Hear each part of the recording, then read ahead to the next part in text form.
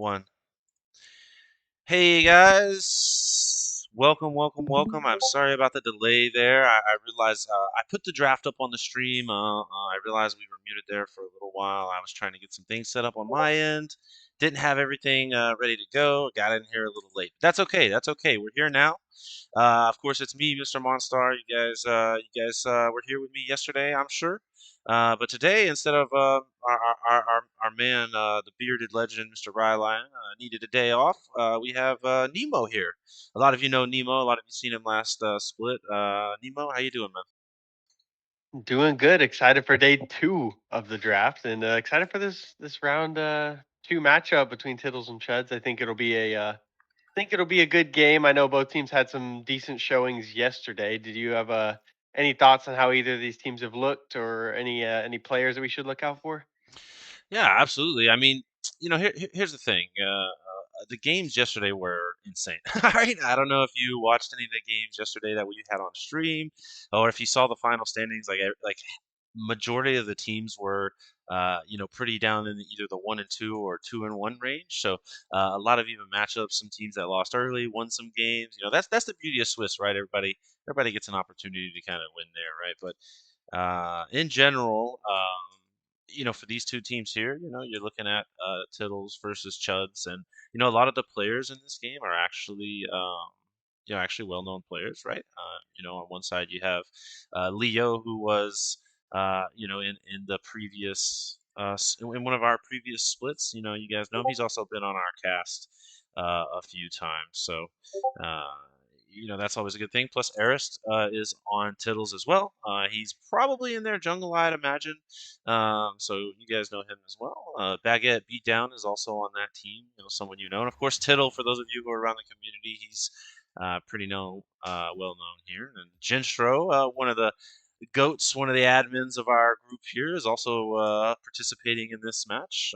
Paint as well. You guys know him. You guys seen him around a lot in the last couple of months. Part of that TDS family there. So we're excited to have Paint, in as well, and of course some new faces in there with Call Me Soul. Um, Psycho is in this game, I believe, and Jinx Shadow is in this game, and Gellick is in this game. I don't know if that's the right pronunciation, but I know that they are in this game. So I'm looking forward to seeing these guys play. What about you? I hope, do you recognize any of those names? Yeah, I recognize a few. I was looking at these team comps from the draft. I do have to say, I do like Team Chud's comp a lot. Now, the Tittles draft, they have the Silas to counter the Malphite, but there's going to be a lot of volatility coming from that bot lane. The Corky Blitzcrank, they're putting a lot of faith in the support for Tittles, hitting some Blitzcrank hooks, and hopefully, I'm excited. We always love to see a blitz. I know you love your hook champs. I love my hook champs.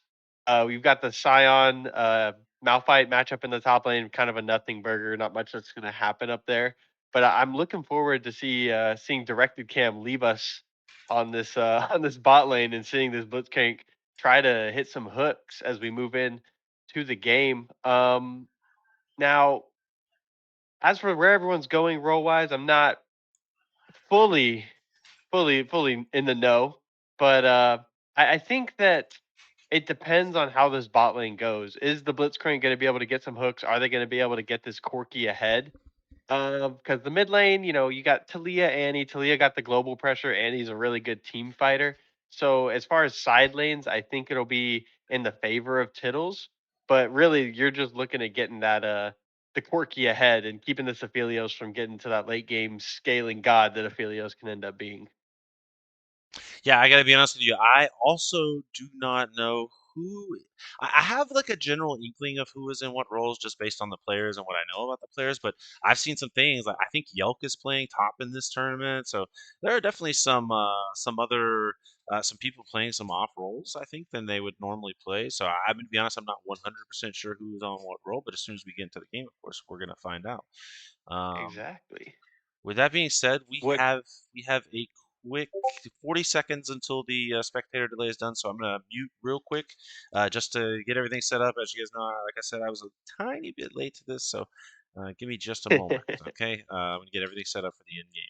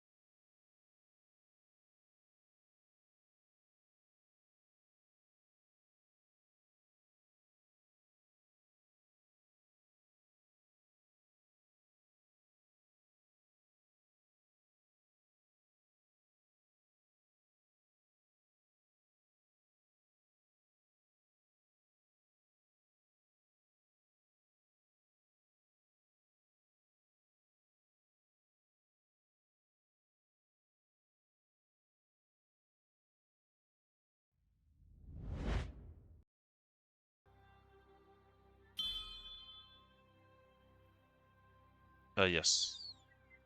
Minions have spawned.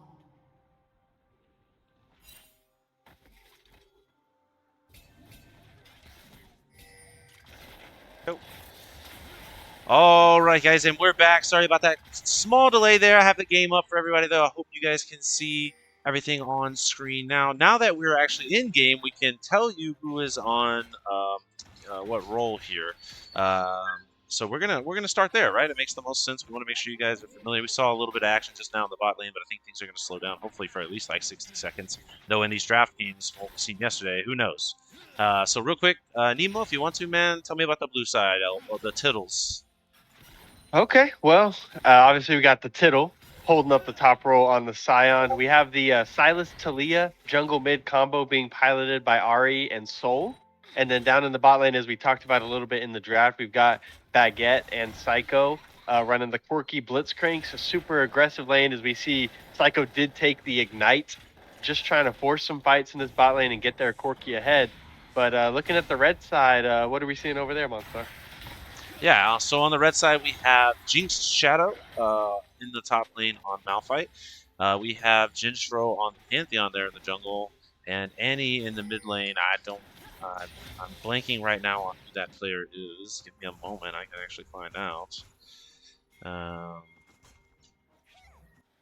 in the meantime, Paint is down there on Aphelios, and Leo Pep's there on the Leona in the bot lane. So we actually, I think we saw this team Chuds yesterday. So they actually, I do remember now that they were the first game we casted, I believe, and it was an extremely close game against Punishing Boy, right? Like I think it came down to the wire. I think it was like a 40-minute game. Yeah, a super tight game one that they had, and Team Chuds had a little bit of an unfortunate rest of the run, going 1 and 2. But on the other side, Tittles Diddles, as they call themselves, they ended up being 2 and 1, and we do see a lot of fighting early going down. Both teams looking to try and get an early advantage. The Blitzcrank coming through, good knockup pull, and first blood goes over to the Soul, and the second blood goes over. Baguette grabs that one. This is going to be a third kill. The Leona ticking down. Leo flashes away, but the Ignite is ticking. Corki with the bomb picks up the double kill. 3-0 for TD, and they get a complimentary blue buff going over to their Silas, getting a little bit of a lead in the jungle. Once we do know who that mid laner is, I would like to know so I can call them by their name. But we see some more fighting going down. The flash knockup from the Blitzcrank, the flash barrier used by Aphelios. Paint doing a good job of surviving that little sneak around from the Blitzcrank. But Psycho already playing a little bit psychotic on this Blitzcrank, trying to get that advantage for the Corki.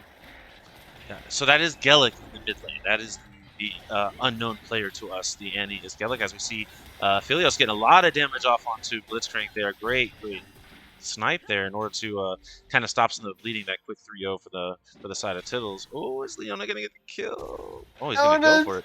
Oh my, the flash Leona. and okay, she gets the kill, but Leo does fall. Third kill for Baguette.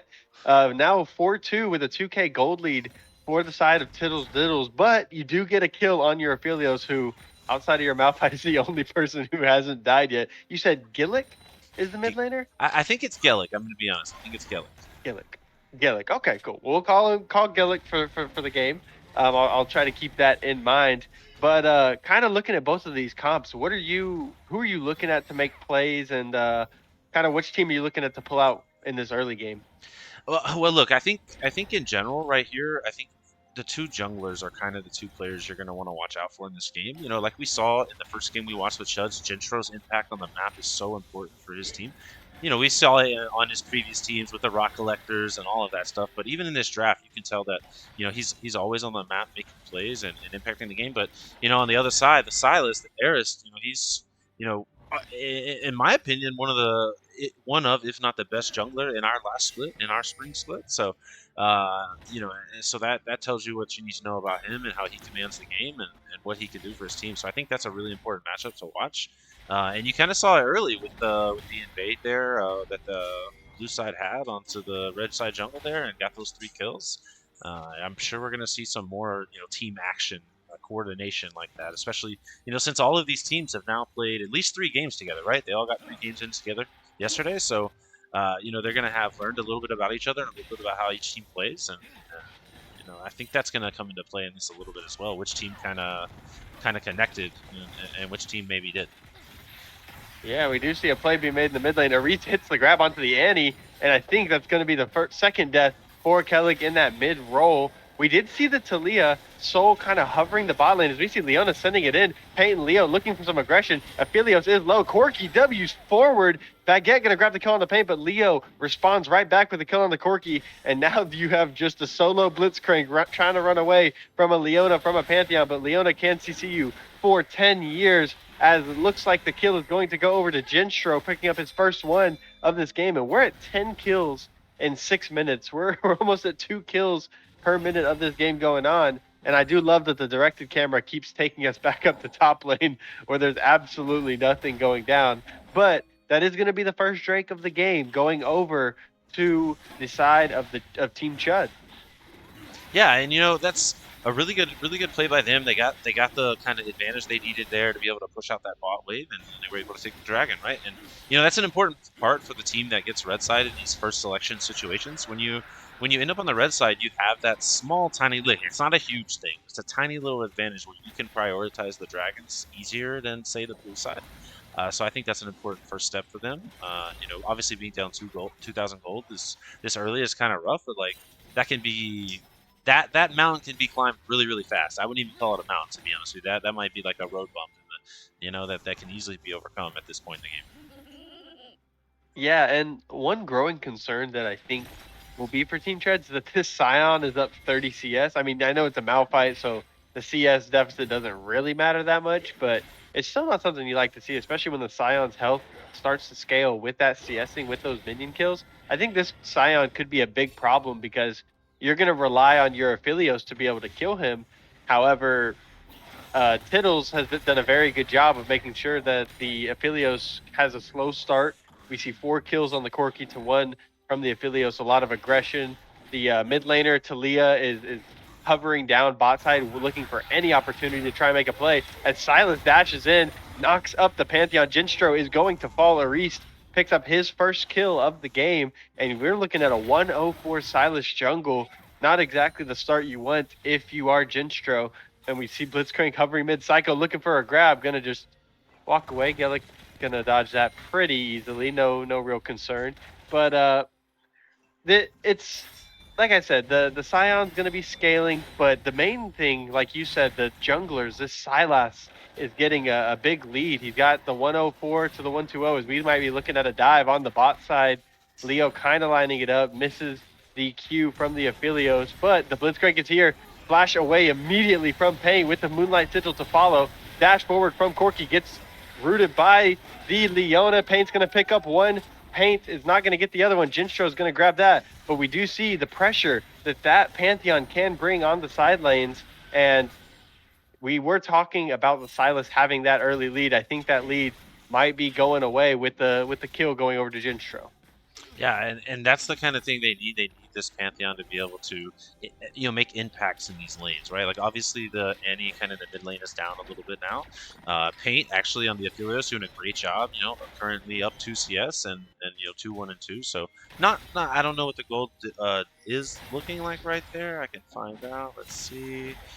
Yeah, the Corki does have a small, a little bit of an advantage, about 700 gold lead there, but, Paint doing a good job of keeping him and Leo in the bot lane from falling too far behind. So, Jinstro can use that, ability to kind of help, make an impact or maybe push to try to even them up more.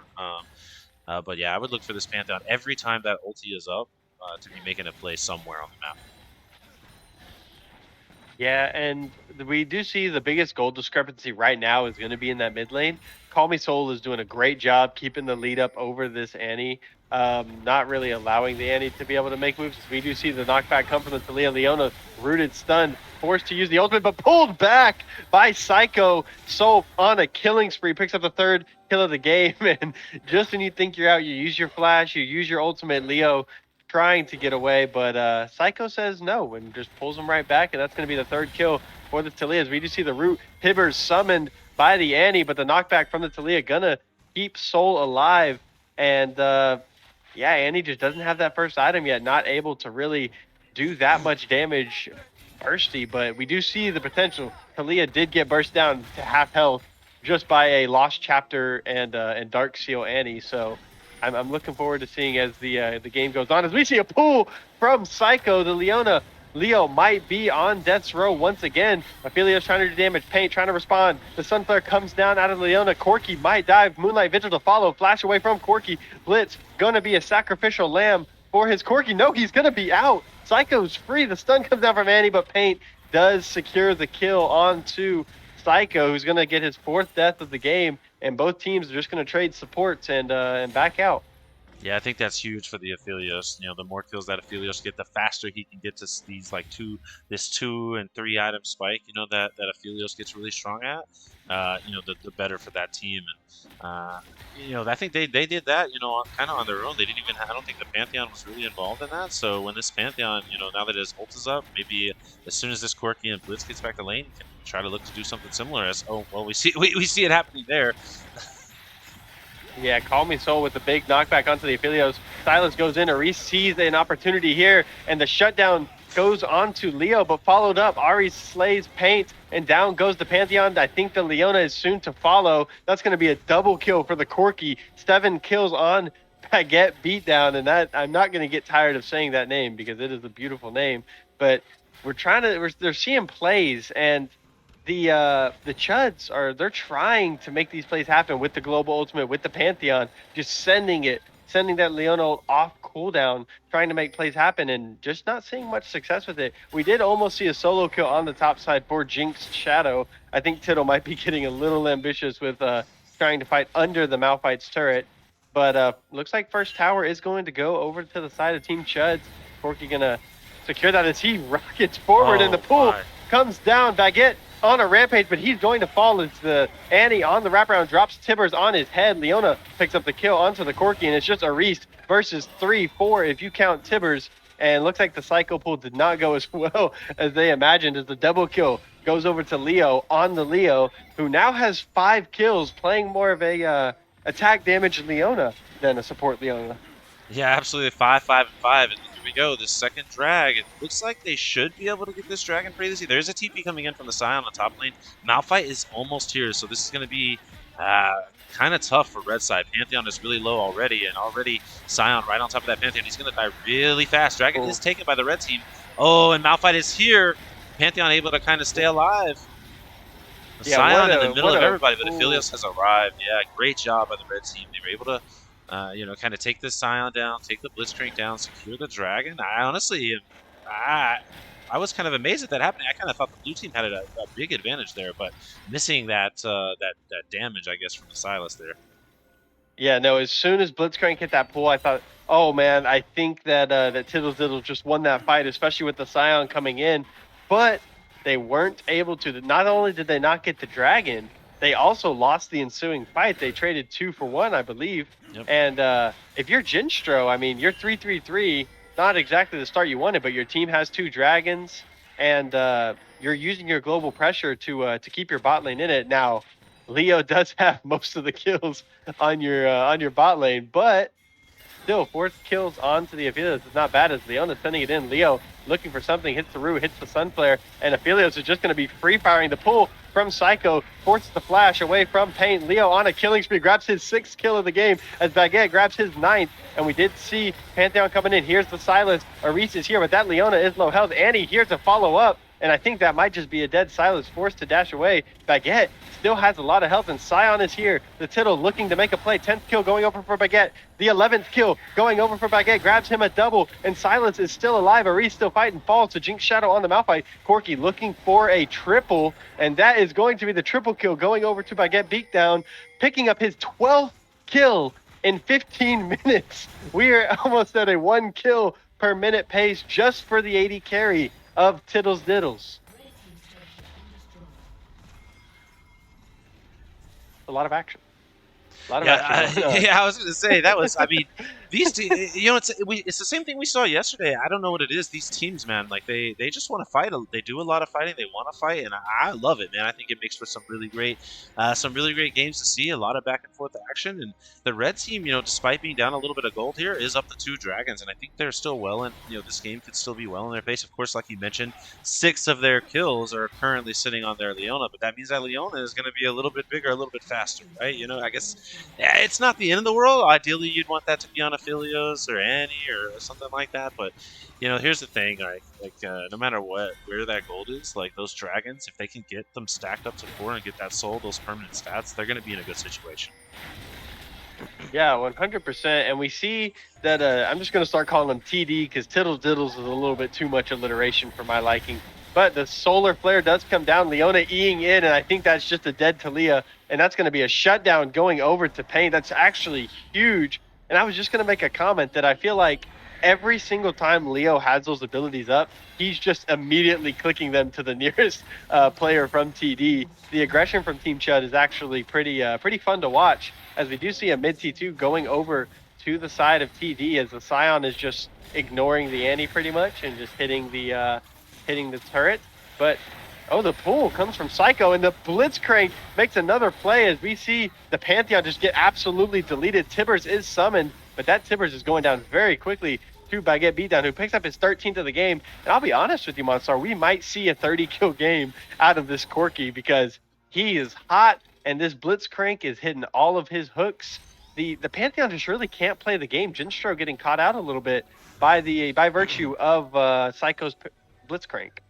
Yeah, you know that good news for them is that Paint is still well into this game, and while the Corki does have 13 kills and obviously is really far ahead, that's a squishy champion with a 500 gold bounty. If they can maybe get that on the right player, you know, I don't want to count them out yet. Yeah, it's a 7,000 gold deficit, but I mean, still look at the Dragon Pit. Like, look at their vision control for the red side. Like, I think that they still have like an opportunity here, right? Like to maybe claim the next 2 dragons if they can, you know, kind of stimmy this bleeding a little bit, slow things down, protect their turrets. That would be ideal. They've already lost one of their tier 2s, and I think potentially losing another one soon.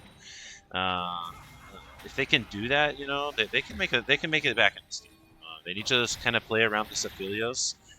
You know, give him an opportunity to get a little bit stronger, so that way he can kind of carry them to the promised land type of deal here. But it's going to be really hard because blue side is playing this so well. They're just making pressure all over the map, and you know, they got the turret top. They're 4 people in the bot lane. Like they're doing what they need to do to put the pressure on, and I don't know exactly how red side is going to be able to stop it, right?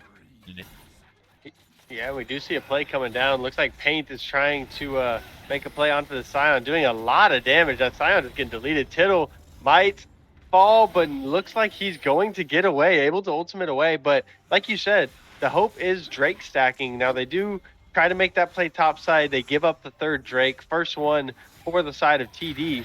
But I see it's good to see that Team Chud is still trying to make plays. And like you said, the Aphelios is still fed. He's got 2 items. He's working towards that Infinity Edge 3rd. Same for the Corki. But these team fight ultimates are going to be huge for the side of Team Chud. Malphite, Annie, you got Leona with the Solar Flare coming over the top. Like it's a lot of CC. It's a lot of AoE CC as well. So all it takes is one play. You know, Baguette Beatdown takes 1 step too far. Soul takes 1 step too far. And those backliners can just get deleted by an Annie, by a Malphite, by Leona, and you just leave the front line, the Scion, Silas, the Blitz, those frontliners to be taken care of by Paint. Oh, as we see a flash pull trying to pull Paint, speaking of, by Psycho, not going to go down, but we do see the Blitzcrank trying to be very active, make these plays. I think they know that if you keep letting this Aphelios scale, your Corki won't be able to keep up with that damage at some point. Now, if you keep giving Baguette Beatdown the kill per minute, it's probably not going to be anytime soon, but eventually Aphelios will start out damaging that Corki. Oh, as we do see the pull from Talia, Soul able to grab it. Malphite sending himself towards Silas. He's going to fall. Who's he going to fall to? Aris picks up his 3rd, using that stolen ultimate from the Malphite, able to pick up the 2nd death of the game for Jinx Shadow, who, you know, honestly hasn't really had much fun. As we see Leona send it forward, and that Blitzcrank is really squishy. He's got Glacial Augment, not Aftershock, and down comes Pantheon from the sky. He's going to pick up the kill as Leona sends it in again. Leo regretting his decisions as the Corki here to follow Scion, sending it in the flash from Paint. But oh my god, Corki damage just took half of his health bar. Baguette picks up his 15th of the game. Annie trying to do anything, summons down Tibbers. And Jinstro, yeah, grabs a kill on the Ares. That was earlier. Or no, that was just now. Jinstro grabs a kill. No, 5-5 on the Pantheon. So once again, another good trade. I think they could have done without their Leona sending it under tower, but another solid trade. You trade 3 for 2, I believe it was. Yeah, this is just the Silas. Even though obviously he's 3 and 4, the issue is he literally has. You mentioned all the ultimates that Red Side has. The issue is that Silas gets his pick of the litter, right? He can pretty much, yeah, he can decide to Malphite ulti in on top of your head. Like there's so many things he can do, and I think that's kind of playing. I think that was such a good pick for them. I don't remember the draft. I'm gonna be honest with you. I don't remember if they picked that early or late, but with all of these, kind of CC heavy ultimates and that the side of Team Chuds has, like Silas is so important, I think, for the rest of this game for them, and of course being able to protect the Corki from ever dying. Those 15 kills, like you mentioned just now, the damage he just did in a very short amount of time. Unfortunately for Team Chuds, they don't really have a good answer for that, right? Like Malphite is their best option to try to maybe ulti onto the back line and hit that Corki, but the Corki obviously has the W, and obviously his own flash that he can use. So I don't really know what their answer is going to be here. I'm looking forward to see what's going to happen to this Baron, though, right? I think that's there's a dragon in 60 seconds. I don't know if Team Chuds thinks they have it in them to contest for that dragon, but obviously if they try to go onto the Baron, I would imagine Chuds don't want that, right? Yeah, as we see Leo sending it in once again, but his health bar just gets deleted by this Corki. Baguette, legendary 16 and 4 on the Corki, and just another pick. The Leona wanting to send it. Looks like the rest of the team was not on the same page. Your Aphelios still doesn't have Infinity Edge. Backing now, potentially to grab that? He does. He gets the Infinity Edge on the back. But in the meantime, it looks like TD plans on starting this Baron up, and that Baron damage is going to be major with this super fed Corki. But down to 5k, 4k, looks like there might be a Pantheon angle sending it in. Looks like he's going to, and still going to go over to the side of TD. Baguette beatdown, still legendary. Picks up his 17th kill of the game. I wish we had gotten to see that, but directed camera wanted us to watch Scion and Malphite beat each other up. Now, looking at this, looking at the Drake coming up in 9 seconds, Baron for TD. If you are the side of Team Chud, are you looking to contest this at all, or are you just looking to give and play for the next one?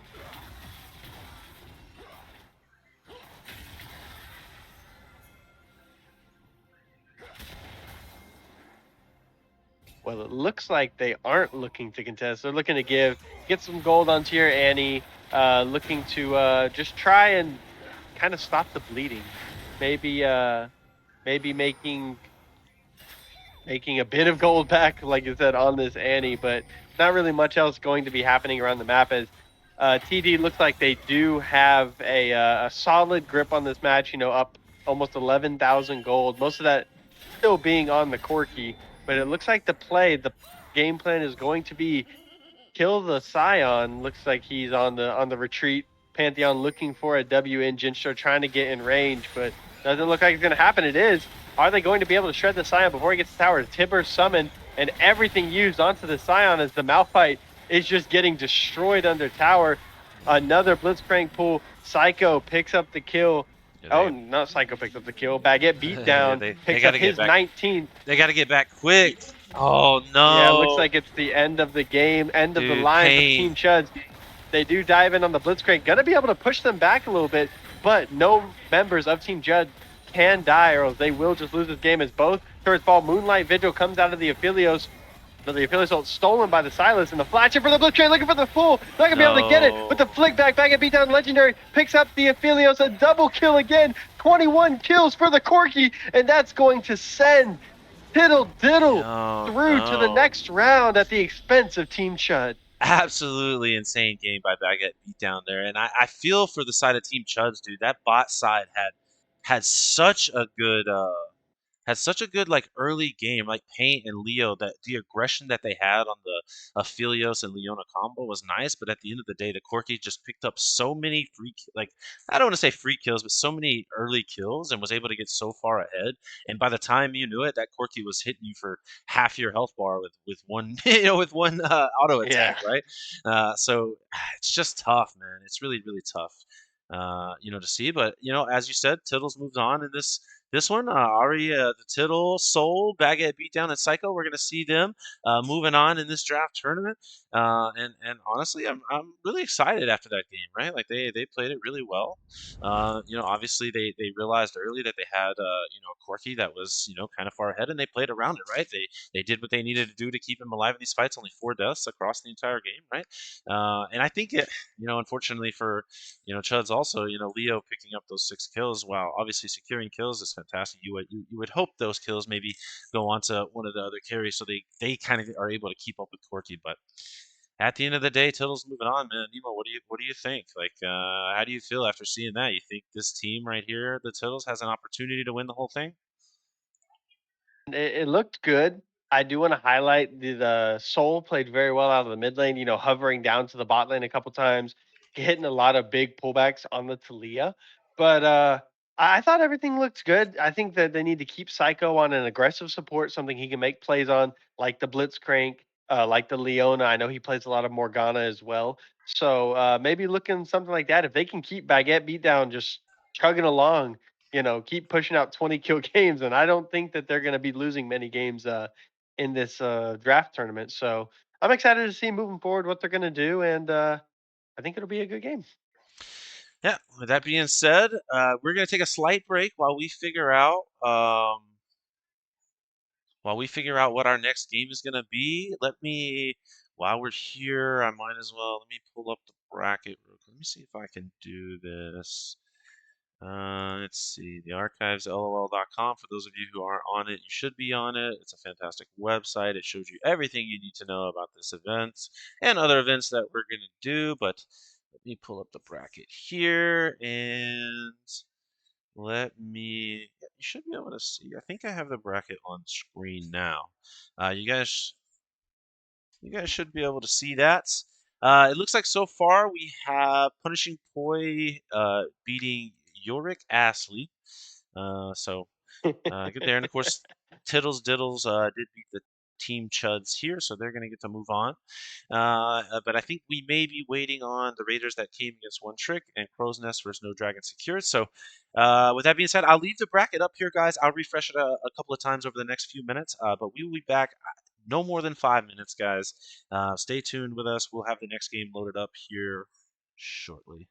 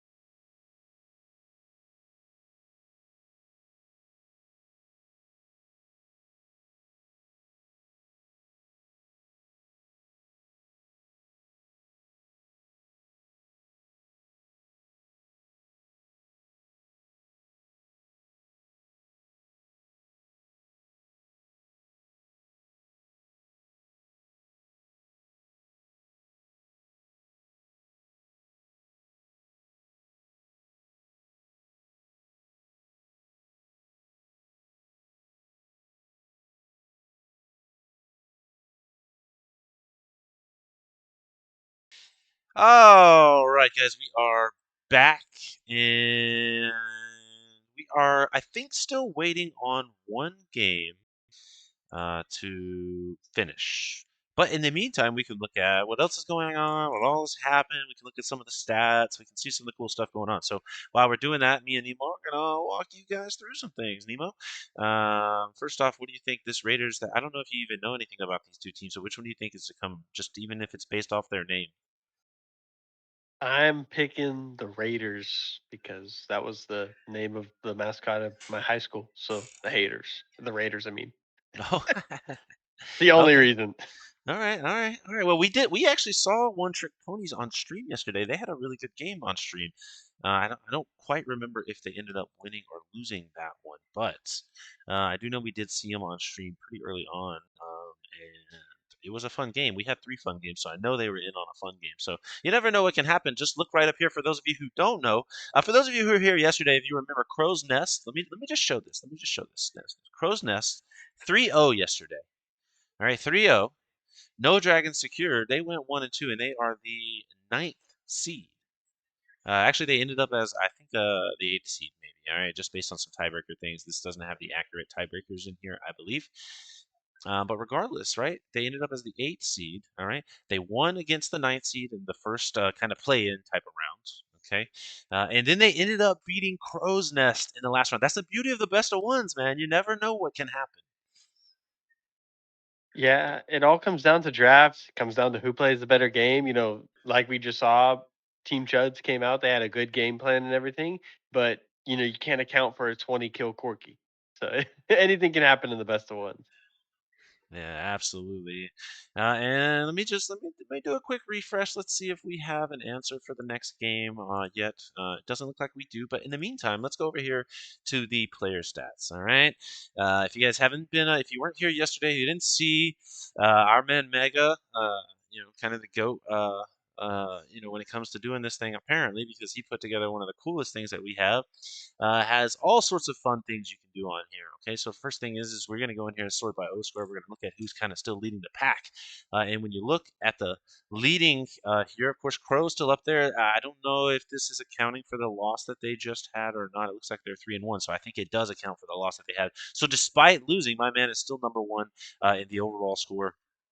That we have here. Naps number 2, Baguette beat down number 3, Liver number 4, and from Bush Mama, the old BGG there, number 5. Nemo, when you look at this list, man, what stands out to you? Oh, we see the guy who just had a crazy performance in a win. Baguette beat down up at number 3. Um, Now, one other thing, we see a couple players from the Raiders near the top 10. You've got Liver, Luke, and then even Krob at number 11, all from the Raiders in that top 10. Bodes well for them. I think that if we do see them again, I'm excited to see, how these guys play. I know Krob a little bit. I know he loves his gangplank, but I'm excited to see if these guys end up pulling out a win, how they're going to look in the next round against the team we just casted, Tiddles Diddles. And of course, if you guys are on the website and you want to look at a particular role, like for example, you want to know right now in the league what supports are playing well and what supports maybe aren't, um, here we are.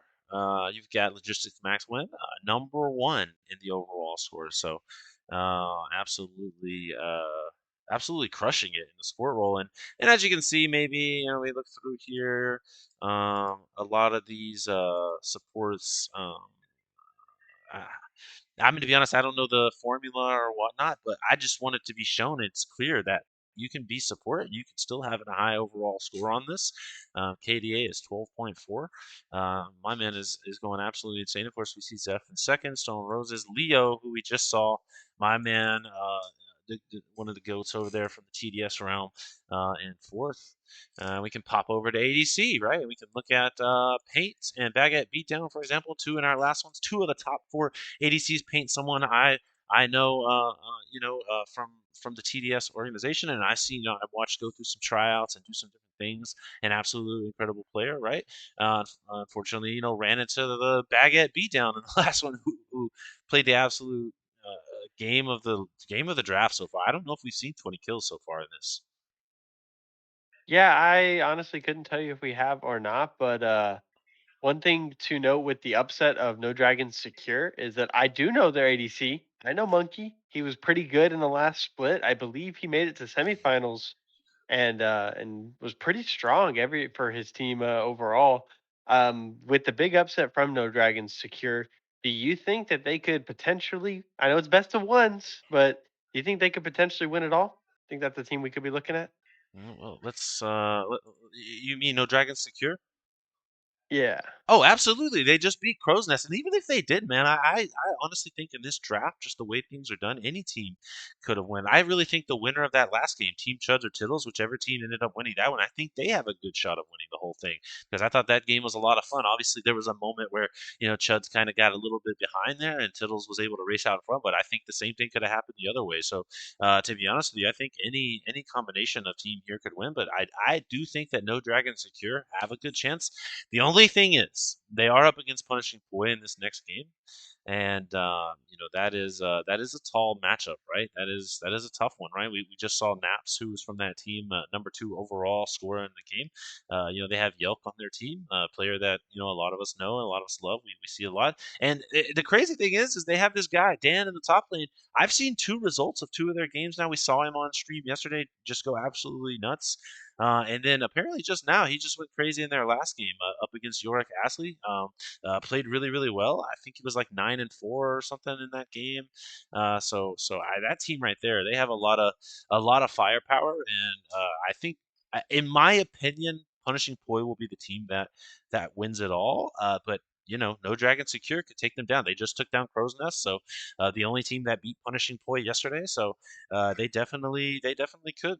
Um, I got a question in the chat here from Saltiest on Olaf versus Yelk in the top lane of the next game. That is true. Yelk is playing top lane. Nima, I think you know both of those players, and we don't see Yelk play in the top lane often. What do you think about that matchup? Well, I have seen Yoke play top in an in-house that we host every so often, but I think that I remember. I think it was literally that matchup. I think it was Olaf versus Yoke, and if I recall correctly, I think that Yoke came out on top of that game. But I will say that Olaf is a big time, like, I'm gonna beat you up in lane, I'm gonna win lane kind of top laner. Where I feel like Yoke is more of a team fight, make an impact around the map. So I'm curious to see how their styles go up against each other.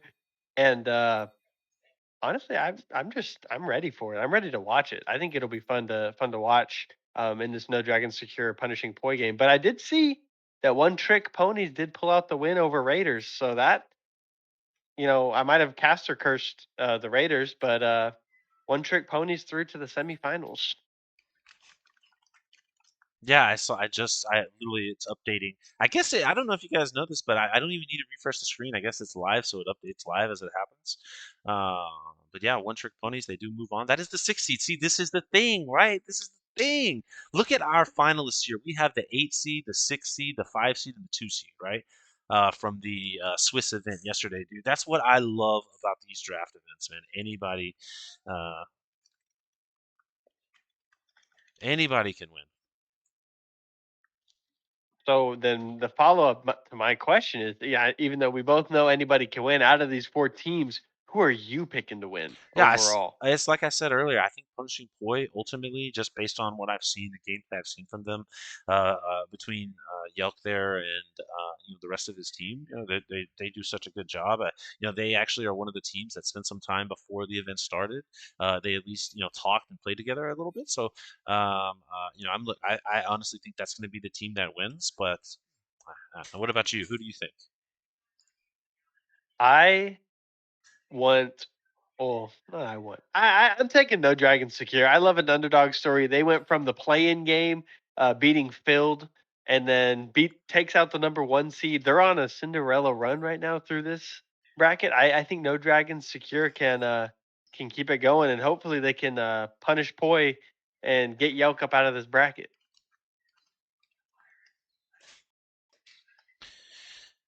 Yep. In the meantime, guys, we're gonna take just a quick moment. I'm getting into the lobby now, so I think we'll be able to get everything rocking and rolling shortly. Give me just a moment, guys. We're going to mute and we're going to go on a quick, tiny little break. I promise you guys it's not going to be very long. We'll be back and we'll get into the draft for this next game. Peace.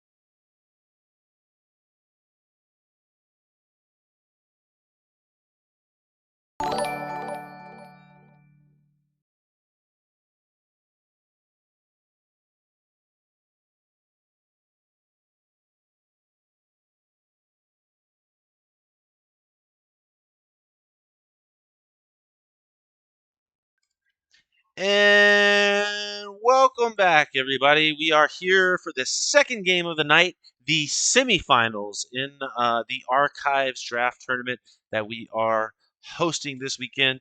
If you don't know, you never seen us, go find out what the Archives is. But we're already a couple of bands into the draft, so we're going to get to that stuff later. We're going to go right into this. We have Punishing Poi on the blue side. We saw them yesterday. They were I think they were 2-1 yesterday, so good there. And of course, no Dragon secured.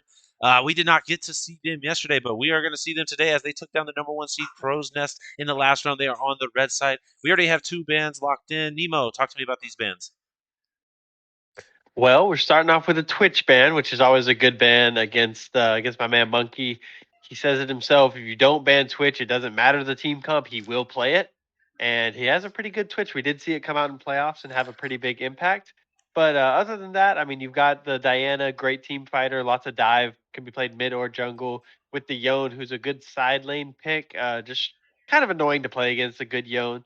While on the other side, we see just three dive options. You've got the Akali, Ambessa, and Viego taken away from Punishing Poi, just trying to limit those assassins, just limit the dive options for Punishing Poi. While we do see a Jarvan answered immediately by the Ezreal, which is kind of like a typical Jarvan, I guess, counter, you could say, because everything Jarvan wants to do, Ezreal just arcane shifts and he's out.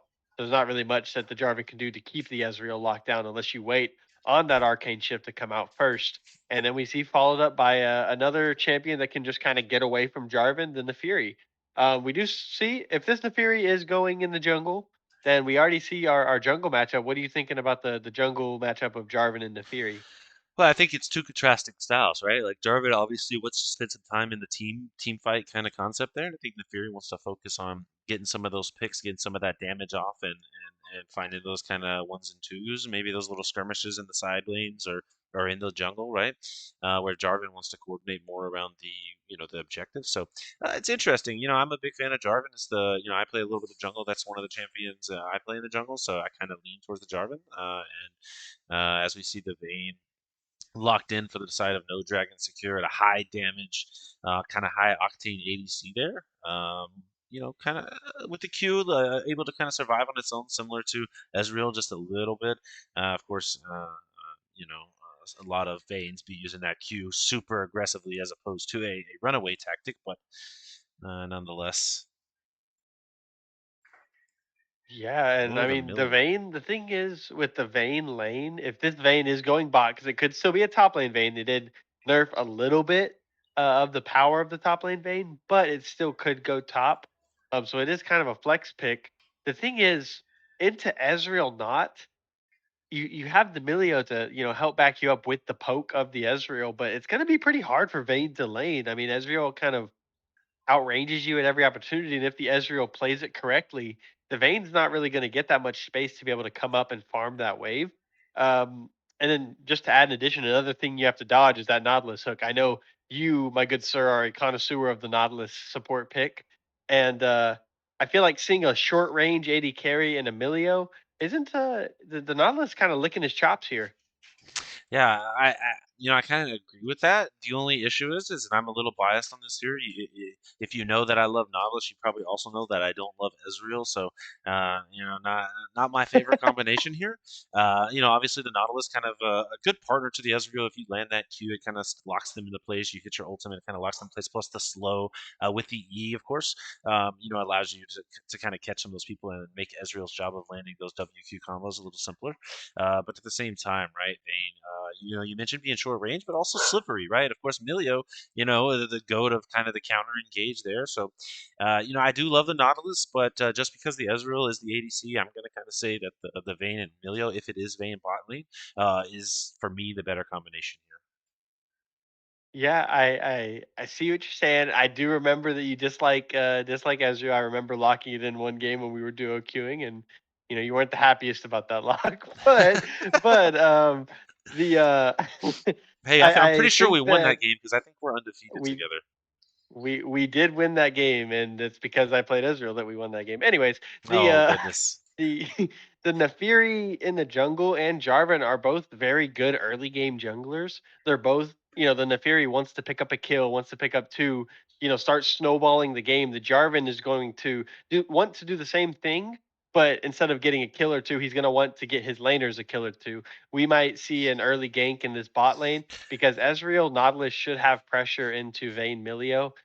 We are still speaking as if the Vayne is going the bot lane, but um we might be looking at no dragons secure not getting the first couple dragons if that Neferi can get the advantage because you're going to have bot lane push and the top side matchup is going to be kind of a nothing burger. You've got the Orin into Zahen, not really That going to could be be doing now. much with that, but That could be Zahen jungle now. Oh no, I that's mean Zahen it top. could be. I was like, I mean it could be, but I don't know. They went away from the Vayne top, so gonna be Zahen Ari. I Last was. two picks, and we see a Lissandra for Uh, punishing Poi coming in. I was gonna say this is the draft event. We did see some very interesting picks, but I guess this is the semifinals of the tournament. I think most players are probably leaning a little more towards the semi-serious side here and actually trying to win. And so maybe Jarvan top wasn't a really good thing to say. But anyway, like you said, the Lissandra mid here. Now, what Nemo, in your knowledge, Arya versus Lissandra? How does that matchup work? So the thing is with Lissandra is she wants to get on top of you.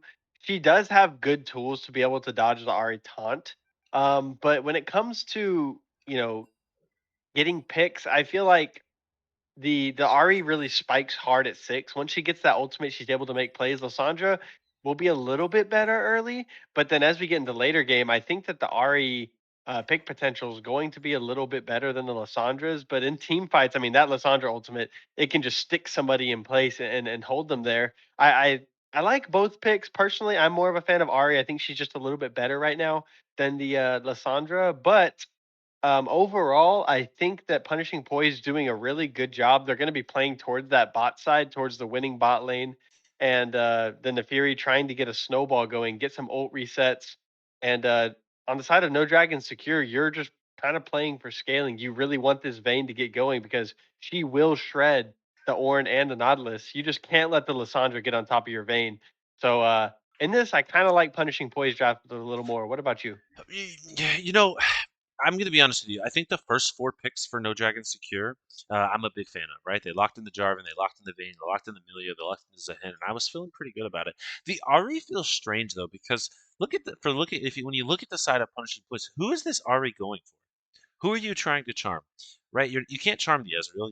He's gonna E out of that, right? You can't really charm Lissandra because I think you lose that 1v1. I mean, obviously depending on how the lane goes, if you get super far ahead, maybe. But I mean, what are you going to try to charm the Neferi? Like, I don't really know who the target is for the Ari, and I would like to have seen something more kind of I don't know what you would call it, more control, I guess, like a Victor or something like that to help kind of deal a bunch of damage here. Because when you look at their team, right, unless Zahen gets going, the actual ongoing damage is really kind of like boiled down to Vayne, right? So I'm gonna go with Punishing Poi here as well. I think the blue side has a great comp. They have a lot of different ways that they can kind of win this game. They land a Nautilus hook, they land an Orin ult. Lissandra gets in there and does Lissandra things in the middle of the team, and just go, kind of blows everybody up, right? Of course, you have Neferi and Ezreal who are super slippery. So big comp there. They have the tanks, they have the damage. I would lean to the side of Punishing Pool as well. Yeah, so looks like both of us are leaning towards punishing Poi with this draft, but like we saw earlier, anything can happen. It's the draft tournament. We don't know exactly, someone could come out and have a bad game, someone could come out and have their best game, someone could drop 20 kills, someone could go 0 and 15. You never know what's going to happen in these draft games, but while we wait for the spectator delay, I think we take a little bit of a break Yep. and let ourselves think about these drafts a little bit. All right, guys, we will be right back with this second game of the day. Your boys, Mr. Monsar and Nemo, will be back soon. Thank you.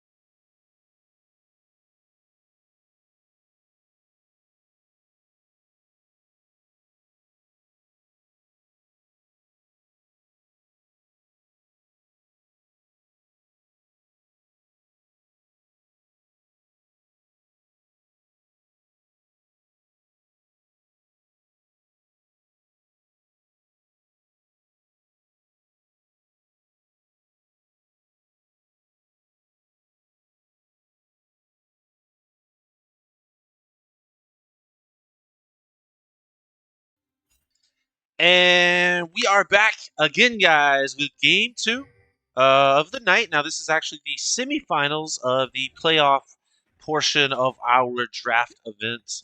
And let me actually switch us over right now to the game. I do not have the game up. That is my bad. Here we go. The game is up now. As you can see, we are only about a minute into this game. No action really so far. Just some words placed here in the bot lane. But Nemo, go ahead. Take us through the blue side of this game, Punishing Void. Yeah, we've got Punishing Poi on the blue side, piloting out of the top lane. We got GCC Dan. We're going to call him Dan for the sake of the cast on the Ornn. We have Yelk and Naps with the jungle mid duo on the Nefiri and Lissandra. And then we've got JFK and Zarkaros piloting the Ezreal and Nautilus as we see a hook coming in on the Vayne. Monkey looking for a fight with this Ezreal as Not Your Hero steps up, grabs a couple autos. They're looking for a lot of damage out of this bot lane. And that's very good trade for Monkey and Not Your Hero in this bot lane, and I'll pass it over to you for the red side team. Yeah, absolutely. And on the red side, you guys know him. You guys love him. You guys have seen this man a lot recently. You've seen him in the chat. Saltiest around, Mr. A Loaf of Bread or Olaf. You know, someone was calling him that Olaf. He goes with those first 4 letters. Of course, I know him as Little Buddha. For those of you who know him, we love that guy. He's on the Zahin in the top lane. 3-lane gap GG on the Jarvan in the jungle, Scorp on the Ahri in the mid lane. Monkey, as you mentioned, you talked a little bit about him earlier. He's playing the Vayne on ADC, and Not Your Hero here on the Milio in the bot lane. Not Your Hero, you're familiar with Not Your Hero, right, Nemo? I believe that you guys might have played together once or twice. That's my support, and she's making a name for herself in the big leagues of the draft. That's my support right there, Not Your Hero. But yeah, no, I love her to death.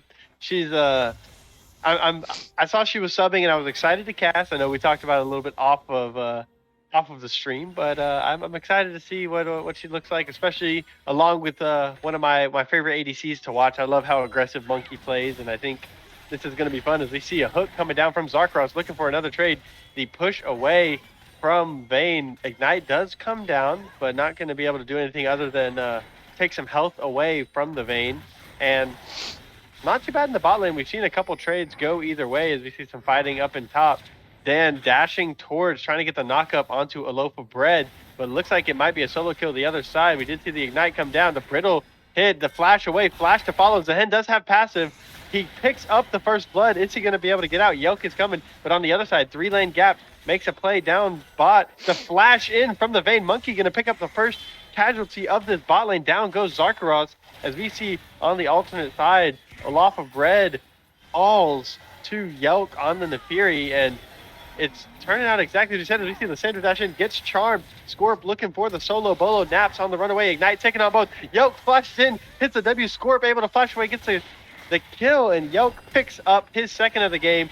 And Ezreal looking to just try and stay alive. JFK pops the barrier. Monkey picks up the kill. A beautifully executed dive from the side of No Dragon secured, and that's going to be 2 kills onto the Vayne, and it looks like the prophecy might have come true. We see the Nefiri pick up 2 early kills, the Jarvan pick up 2 early assists, and out of all that fighting, all those trades, who do you think came out of that the best? I mean, I'm going to be honest with you. Like, obviously it's 4-2, and then Red Side has 4 kills. But I got to be honest. I think the Vayne getting 2 kills is not good for punishing Poi in this game, right? The Vayne, the more you accelerate that Vayne, especially with Monkey piloting that Vayne, we all know, we've seen it before. You talked a little bit about that is a good ADC right there, and so they're gonna want to, I think the jungler, Yelk is gonna want to take some time maybe and play towards this bottom side. It looks like he may be pathing down towards the bottom side anyway, and just continue to kind of help them, help his Ezreal, help his Nautilus avoid these Jarvan ganks, and if they do that, they may be able to stop it. But yeah, I think Vayne came out ahead. I don't know about the teams, but I think Vayne came out ahead regardless, and that's the scary part for punishing Poi. Yeah, and we do see the Nefiri getting accelerated, so that is going to be a good answer to the Vayne getting a bit ahead. Is, hey, you know what? The Vayne might not be able to play if this Nefiri can just ult and they send everything at her. And like you said beforehand, if that Vayne goes down, you're worried about the damage from No Dragon Secure, as we see Olaf looking for another kill, just applying so much pressure in the top lane. eventually Nefiri is going to have to answer. I know it's an Ornn, so you don't really care about him being too far behind, but it's still not good to have a Fed Zehen running around who has Sheen and now double longsword. Just looking to trade, looking to make some plays onto Dan and not really letting that Ornn get be tanky. Because if this, not only is the Vayne going to be able to shred the protections that the Ornn has, he's also going to going to be able to shred him if he doesn't have that many protections. If the Zehen can get ahead.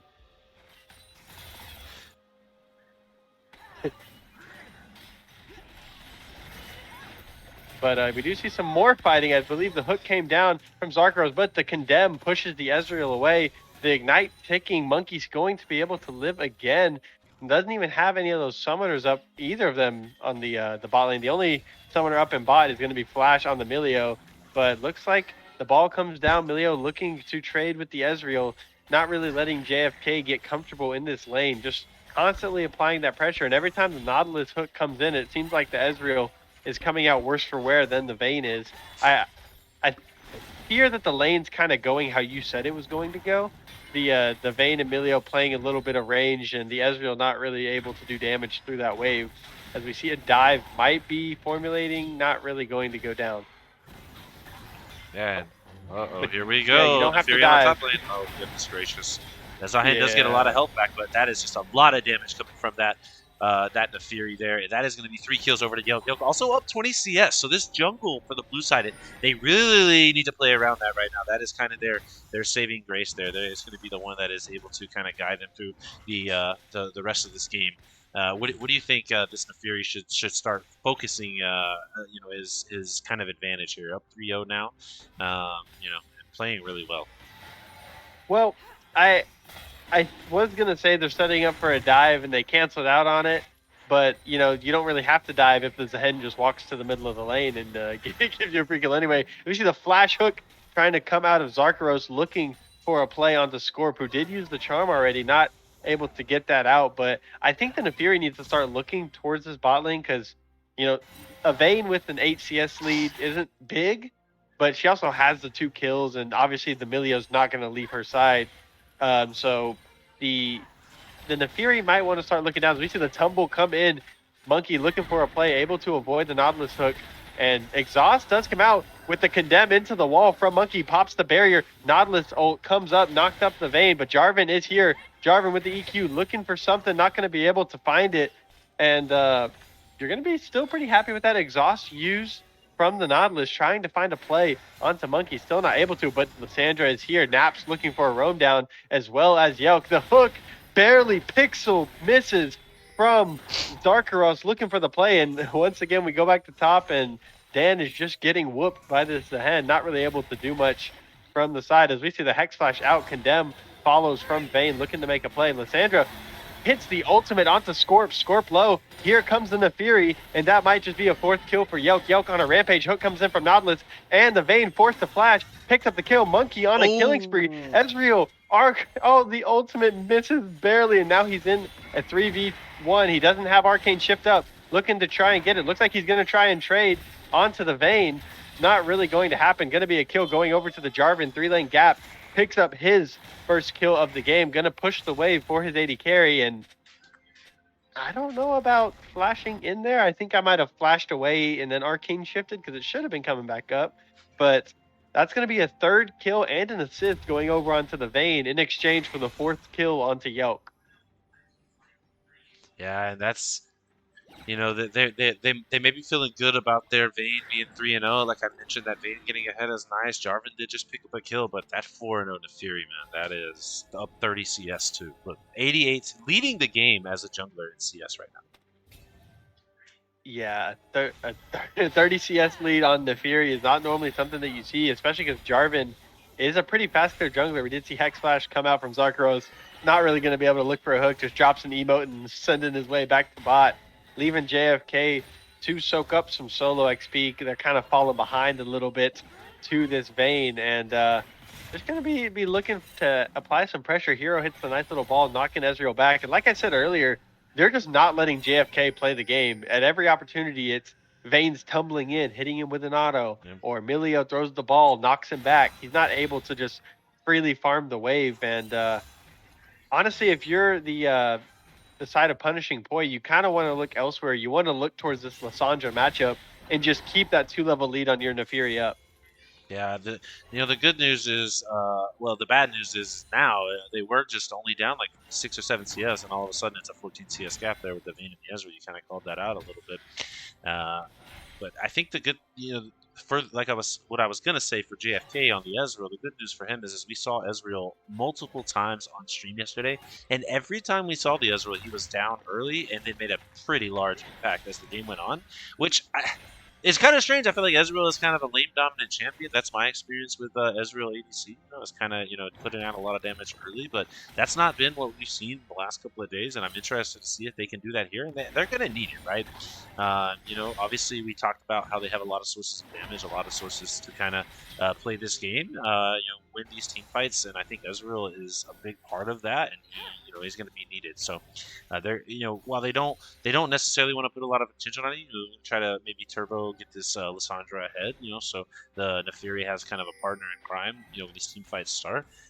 You don't want to leave that Ezreal too much. Like the Nautilus specifically, sticking around in lane for a while, helping to make sure you can at least get some farm. As we do see the 4-man gank down here, so they are trying to help out a little bit. Vayne, Lissandra, great flash in. I don't know if they're going to have enough damage to be able to get this kill. Nefiri getting down really low. Ahri does show up, gets the kill onto Yelp. Going, that's one Nefiri down. So it looked like a good play in the beginning, but just not enough damage. Ezreal was too far away, I think, to be able to land any kind of combination, and Vayne and Millia were both able to escape. So that's a over one trade there.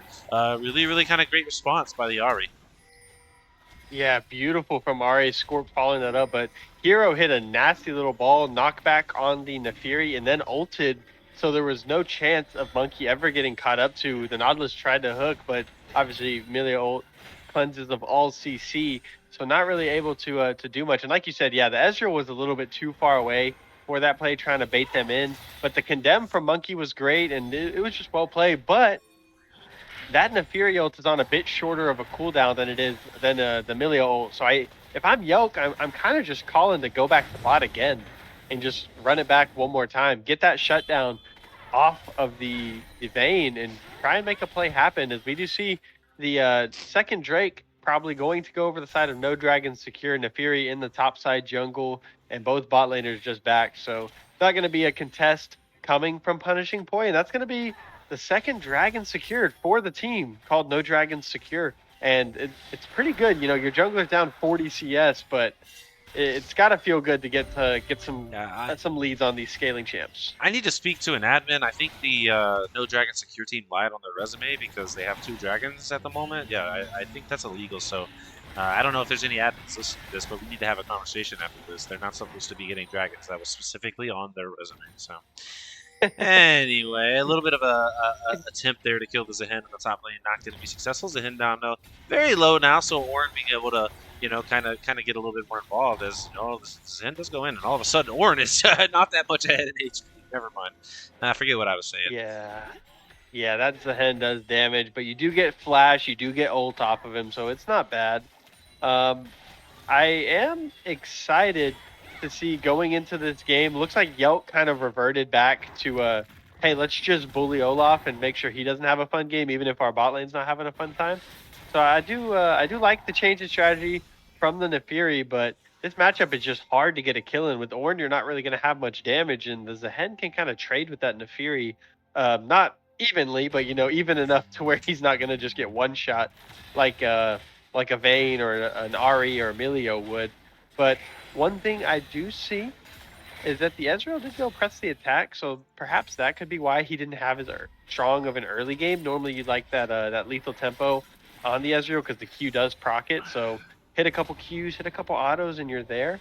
But it looks like the bot lane's kind of chilled out a lot. Early on, we saw a lot of fighting. Moving towards this mid game, what are you looking for from Punishing Poi to try and not, quote-unquote, get them back in this game, down 2K, down 2 Drakes? They're not out of it by any means, but you know what I mean. Yeah, I think the reality is for them is they do have like at least one more. Obviously, they don't want to give up another dragon, but they do have 3 minutes until another dragon, and they could theoretically give up that dragon. If they wanted to focus on continuing to farm, continue to try to get some resources for your Lysandra and your Ezreal specifically, they could maybe give up that next objective. Uh, but I don't know if that's the right play. I'm a big proponent of kind of forcing the issue sometimes. That's that lower elo mindset, maybe. I don't know. But when this next dragon comes up in 2.5 minutes, I would be trying to set up my vision early. Right now, red side has that entire section of the map dominated in vision. Jarvan taking that side of the jungle as well, as you see Lysandra and Naafiri kind of making their way down into there. But here we go. As we see a little bit of an engage. I think Jarvan just stole that red buff. It's hard to tell because they both had red buff. So no, never mind. I guess Naafiri was able to claim it. But Yeah, the Fury got it, but Jarvan's been on her last 3 red buffs. That's the third one that he's been on in a row that he's trying to just invade, trying to get himself back into the game. And even in the bot side, we did see Ezreal has Trinity Force. He hit the Vayne with 1 WQ combination, and it did like half of her health bar. So like even still this early in the game, even being behind, the Ezreal's still doing good. As we see a fight going down in the top lane, I don't think the Ornn's going to win this. He blows on the Ornn horn, still going to go down to Olaf of Bread. That's a hand damage, is not something to joke about. Ultimate is forced, but it's a good try. It's a top lane mentality. They want to fight it. As we see a play potentially going down, Jarvan going to be on vision, seen out, and Vayne does tumble forward looking for the kill. You can't really run away from a Vayne. She does a lot of damage really quickly, and yeah, good fighting overall. This is kind of how that matchup goes through. As the flash comes in from the Lysandra, and that is just a dead Ahri. Yelk going to be able to grab that. 3 lane tries to come in and make a play, but not really looking like anything can happen as Yelk picks up his 5th of the game.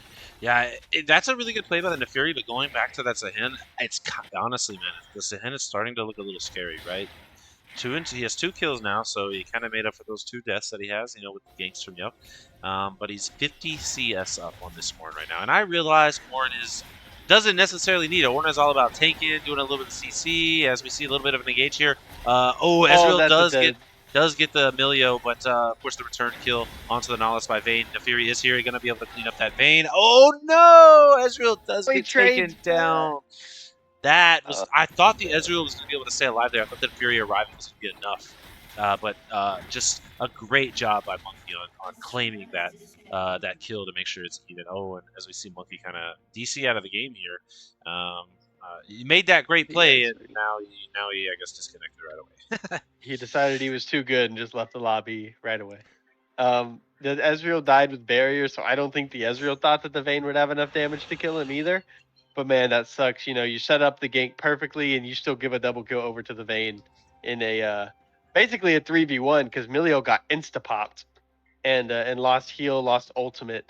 So I mean, feels good because you get a kill on your Ezreal, you get a shutdown going over to your Naafiri, a 5-kill shutdown going over to Naafiri.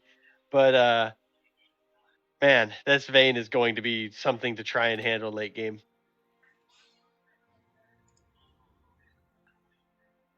Yeah, sorry, I was trying to get some information on the status here, just making sure everything's okay. Like we don't have like a power outage or like a storm, something like that. I want to make sure everybody's taken care of and okay.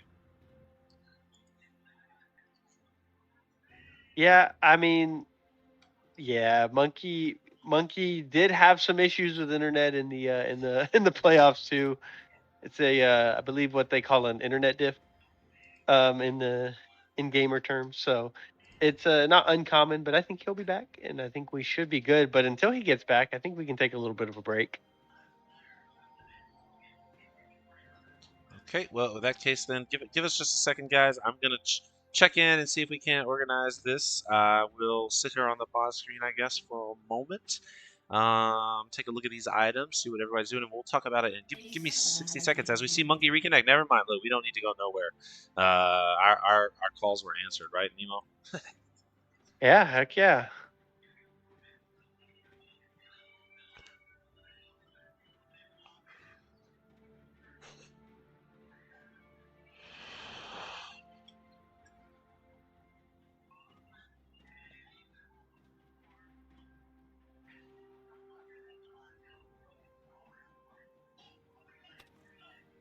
Okay, and we are restarted. Look, we didn't even go to a break, guys. No break. I lied. No 60 seconds. No 30 seconds. Monkey was able to reconnect, get back into the game. He's on that death Beautiful. timer, so he's technically not back in the game just yet.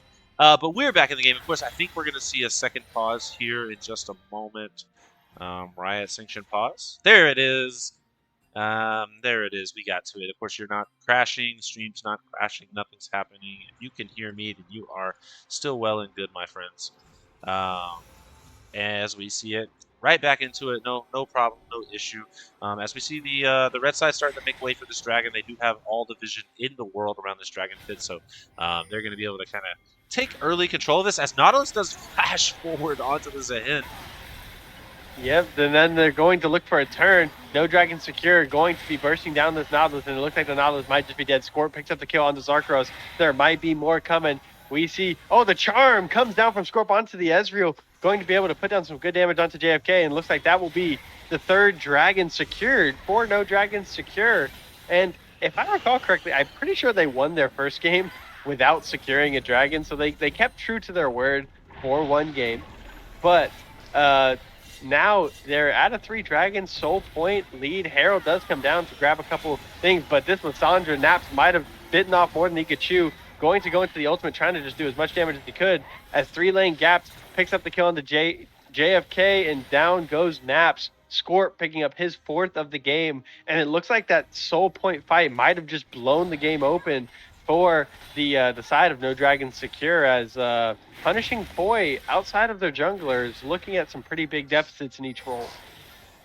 Yeah, that's for sure. And real quick before we do it, yes, I hear you, Mega. I always talk about the second pause, and it needs to be talked about because it doesn't make a lick of sense. I don't know what we're trying to catch up on there. But anyway, back to what you were saying, Nima. Yeah, it is starting to look slightly rough for basically everybody on the side of Punishing Poi except for Nefuri, as we do see an engage on the Zahin here. Unfortunately for him, the Nefuri is here. He is not going to live this one. Does get a lot of damage off. Oh my goodness. Oh, he does almost so close to killing the Fury there in that 1v2. Oh, as the hook does come down from Zarkaros on this Nautilus, looking for any kind of damage, doesn't have any to follow up. Lissandra just absolutely deletes Monkey, and now the Milio is soon to follow. JFK going to pick up a double kill on the bot lane. It's a good shutdown off of the Vayne, but down goes your Nautilus for his 5th death of the game. Zarkaros really trying hard to make plays, but it's really hard to hook into a Vayne Milio because they have the ball to knock you back, and then they also have the condemn from the Vayne to be able to push you against the wall, and just it takes about 4 autos for that Vayne to kill you at this point, man. It's good for them. They're trading, but Yelk also did fall as well. Yeah, and the good news is for them is Ezreal picked up the 2 kills, right? And I think that's exactly what they needed. I kind of spoke about it earlier, how these Ezreals seem to be falling behind in the early game, and then they pick up a kill or 2 here in the mid game, and all of a sudden their WQ combo is dealing half the any of the enemy champions health bars, especially this team where they don't have any like really traditional tanks. Obviously Zahin and Jarvan are slightly tanky, are more on the tanky side than most champions, but not like your traditional Ornn or your Windows, those kind of tanks. And so this Ezreal, that 2 kill kind of spike that he's going to get there is going to be very helpful for this Punishing Poi team. And if you look at it, right, they're only down 1,000. They might be down 5 kills, 3 dragons, but they're only down 1,000 gold as a team. And I think that's going to come into play here. All they need is like one good hook with Nautilus, one good play there. With Lissandra like this right here on Jarvan. Jarvan already half HP. I don't know if Lissandra has the burst. I don't think she has the burst. He's got Merc Treads. He's got Merc Treads. He's going to be able to survive that until Lissandra gets about 3 items.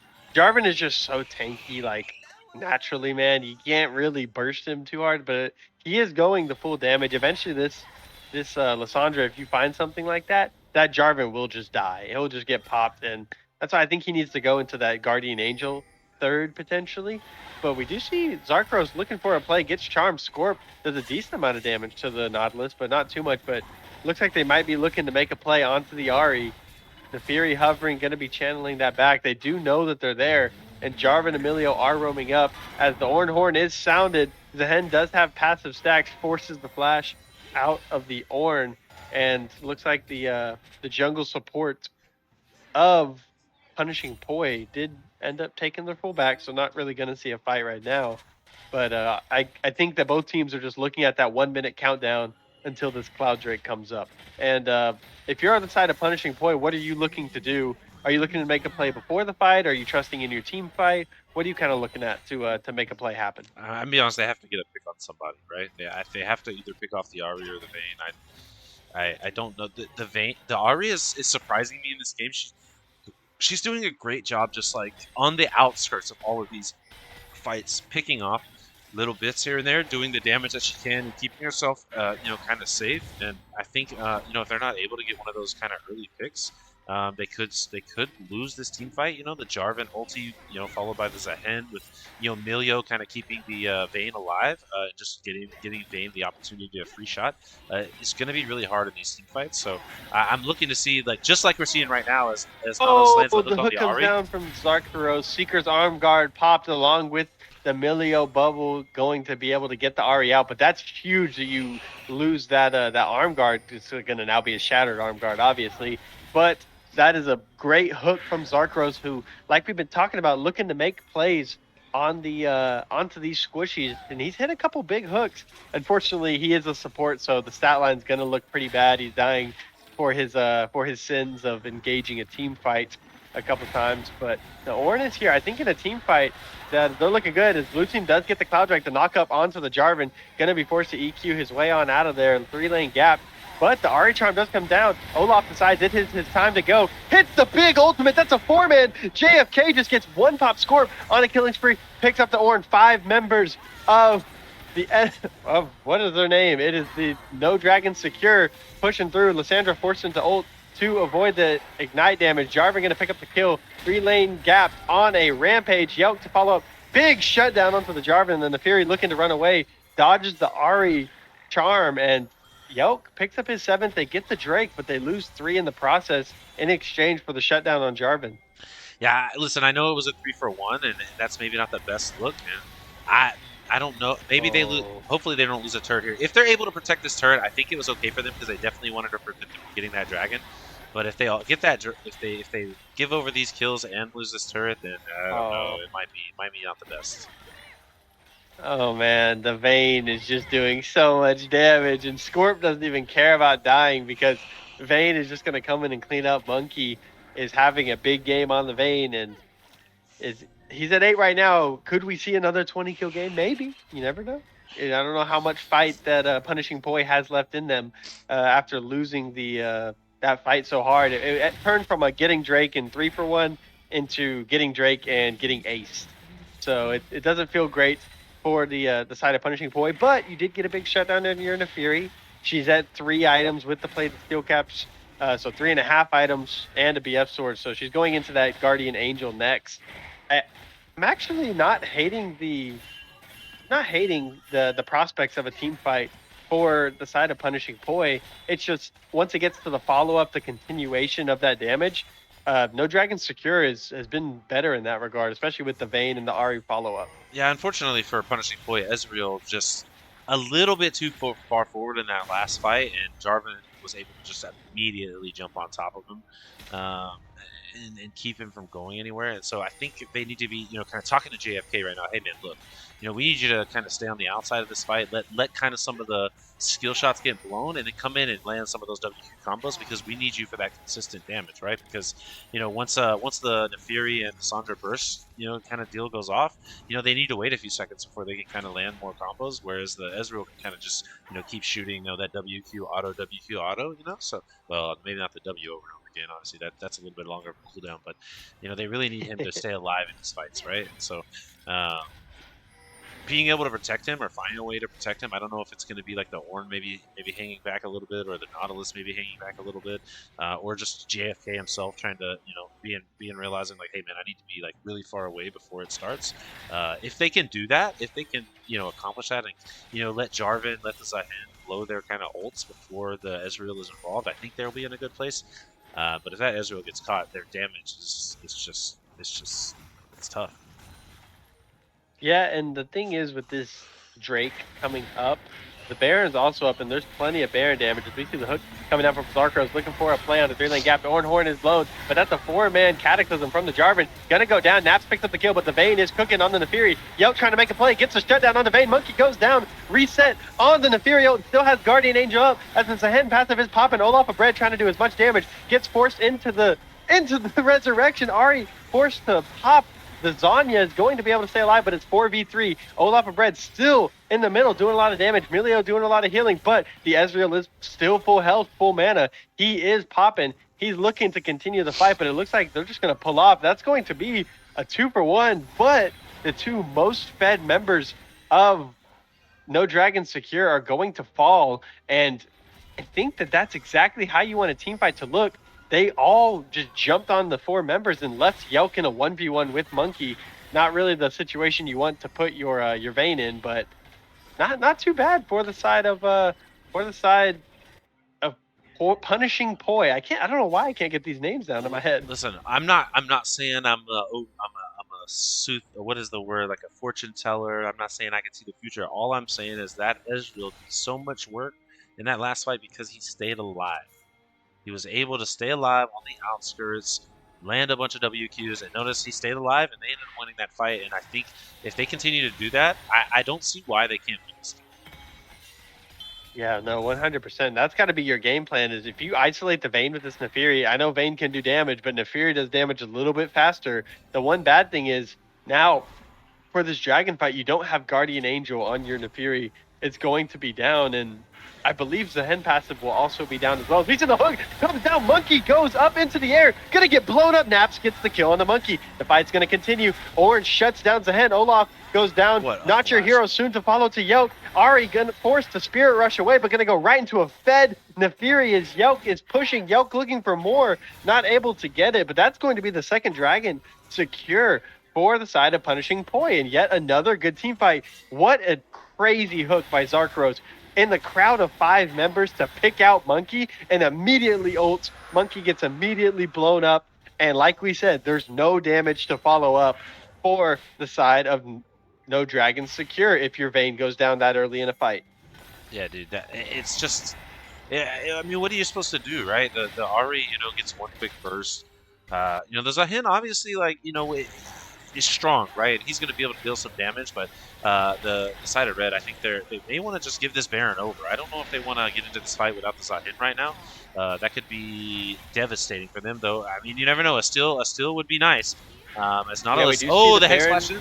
Down to 6, yep, Hex Flash in, followed up by Yelk on the Fury. Zarkros kills Scorp, but the rest of the team is back. Vayne, exhausted, gonna try and do as much damage as she can, tumbles away. There's a Hen following up, but the Vayne is not dead. Vayne able to survive, and the Fury's gonna go down. Olaf picks up the kill on the Yelk, and they're following up the flash out from Lissandra. Ornn soon to fall. Zarkaros goes down, but Zahen with the pullback kills the Ezreal, and the Vayne is just pumping damage into this Ornn. Ornn falls. Monkey picks up the kill, and it looks so good for punishing Poi, and it turns so bad real quick. All because 3-lane gapped, and I believe it was Not Your Hero just walked up, and the punishing Poi decided we're just gonna. Oh, it was the Ahri. Scorp and 3-lane gap just walked up, and Punishing Poi decided they were going to turn, and they turned right into the rest of the team that was coming out off of a respawn. And man, it looked so good for so long, and now it's kind of like you're back where you were originally. Yeah, now you have to kind of turtle up a little bit. You have to play a little bit of defense here. They have that Baron buff.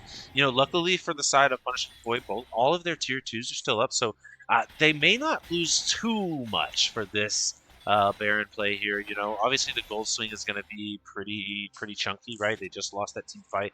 There's probably, I mean, if Red side does this right, they'll probably get a turret, maybe 2. I don't know the way they're pushing it though. They may not be able to get anything before this Baron runs off. Hopefully they figure out what they want to do. But I think if you're punishing Poi, it's not the end of the world, right? You reset and you say, okay, look, we made a slight error in judgment. We were on our way. We can do it again, right? We can find another good engage, just like we did on the Dragon bot wave. They still don't have soul. There's 2.5 minutes for the next drag, so they have time to recollect. If I'm them, I'm staying calm, right? There's no need to panic. As Nautilus is probably caught out here. Nope, the Ghost is gonna be able to get out. Yeah, Lissandra here will be able to escape. That is good because they definitely don't want to lose any members right now. Yeah, no, Zarkro's kind of being aggressive on this Nautilus. I mean, he's got a lot of depths, but on this Nautilus champ, you have to play the engage, and you have to be willing to die for your team's sins. Um, the thing is, on this team, there's a lot of good team fight potential. And one thing I do want to note, both junglers are going to have Guardian Angel up for this next Drake. It's still soul point for No Dragon Secure, but Punishing Poise played these last two dragon fights really well, and it looks like they might not lose any towers. Maybe the tower and bot side might go down due to just the minion waves being stacked up, but looks like they might not lose any towers due to this Baron buff. The one worry I do have is we got a minute and a half left until this dragon, so Punishing Poise is going to have to get into position because giving up a Cloud Soul to the Vayne is not really going to be what you want to do, and looks like the mid T2 is going to go down. So they do lose one. They're not going to lose their bot T2. Looks like the rotation is coming out over to this top side tier 2 turret, but in the meantime, it does give time for Punishing Poise to be able to push that mid wave out, maybe secure a little bit of mid crowd before this Drake comes up. If you're the side of Punishing Poise, are you kind of looking to make a play on this Drake, or are you just like, oh, well, it's Cloud Soul, we can give it? Well, see, here's the thing. If they were wanting to make a play for this Drake, they should have had somebody there already, clearing up the vision. As it stands, Red is going to have enough time to kind of make it back before they're able to clear off the vision, and then it's going to be a one of those games of chess. Instead of having a slight advantage, already having control of vision, knowing where the enemy is, now you're kind of going in blind. And so I think. Obviously, if you're them, you want to play for this dragon. You don't want to give over a soul. Like you mentioned, that cloud soul, like that's rough to give over. But this team fight is really scary when you go into the dark. Like even right now, they don't know. Oh, there. I mean, there's the ward, so now they know, but like they don't know where anybody is. Whereas Red Side has a pretty good idea of where they're going to come from. Maybe they need to use these vision plans to at least get an idea of where the enemy is positioned right now. The Fury already maybe in a little bit of a rough position there. I don't know if you want that one. You want the Fury there, but Nemo, what do you think's about to happen? Yeah, I think that there obviously is going to be a big fight coming down. Looks like Punishing Poise decides that they're going to fight for it. Just to fight over vision right now. The hook does come down, going to be able to hit the hand, but that's not really the target you're looking for. Zarkro's immediately destroyed by Monkey, who's going forward. Jarvan Cataclysm forward, but Lissandra's going to dive into the backline. Double kill for Monkey. This could be lining up for a pentakill for the Vayne. Still going. That's going to be a triple kill. Following over the Naafiri. Monkey not really able to follow up over the wall, but that's going to be a 3-for-1 in favor of no dragons secured, and that's going to be the Cloud Soul going over to their side. They are trading out very well, and I think if you're Zarkros, the target that you're trying to hit is not going to be the Zehen. You saw as soon as they hooked the Zehen, he just ults in, and then Jarvan Cataclysms over the top. There's not really much that they can do unless that hook does come down on a priority target like the Vayne, the Milio, the Ahri, something like that. I know Scorp does eventually go down, but that's not exactly the trade you want. No, I mean, to be honest with you, I don't even think Ahri and Emilio mattered. You have to lock down this Vayne. He exploded all the tanks. Ornn and Nautilus, they just disappeared. Their health bars were not relevant when this Vayne got going. And honestly, if they can't land some of the CC or this hook or the Ornn, something on this Vayne, I mean, you pretty much have to save the Nautilus for the Vayne, right? And if you don't land that, you're gonna be in a lot of trouble. 12-4 and 10. Yeah, we do see a little Monkey bit of is fighting going crazy. down. Yeah, we see a little bit of fighting going down over this blue buff. Not really going to be able to secure it for No Dragon Secure. Yelk is the one shining light for Punishing Poise. He's just got to get on this Vayne, but unfortunately for them, the Vayne does have Guardian Angel now. So even if you full kit and kill the Vayne one time, you're going to have to do it a second time at half health again, and by then, you're going to give the Zehen time, the Jarvan time to get onto your backline. It's just, unfortunately, the Monkey's really accelerated right now, so we're gonna have to see a really big either misplay from Monkey, or we're gonna have to see a extremely good engage from Punishing Poise, who look like they might be giving this Baron. Yelk is on a flank. They don't see him on any kind of vision. Oh, now Jarvan E does pick him up. The Ornn Horn is blown. Looks like the engage is going to come in. Cataclysm grabs 3, but this Vayne is tumbling forward. Naafiri looking to try and get a kill. Zehen over the top. Nobody dies yet, but Yelk forced out. Down goes the Nautilus Monkey, unstoppable, looking to grab a kill onto the Ezreal, but on the other side, Zehen is just 1v1ing the Naafiri. Naafiri goes down, and it is just a massacre. Squirt picks up the kill onto Naps. Not a single member of No Dragon Secure is going to fall. Charm from Ahri. The pullback from Zehen as 3-lane gap grabs JFK, and that is an ace for No Dragon Secure, who look like they might have just secured themselves a berth into the final round of this draft tournament. Montar, tell me, what did you see? What were we looking at? Yeah, unfortunately for the side of Punishing Poi, they just did not have enough damage. They did not have the ability to lock this Vayne down long enough for any one of their players to kind of blow them up. The Fury you saw was kind of on the back foot there.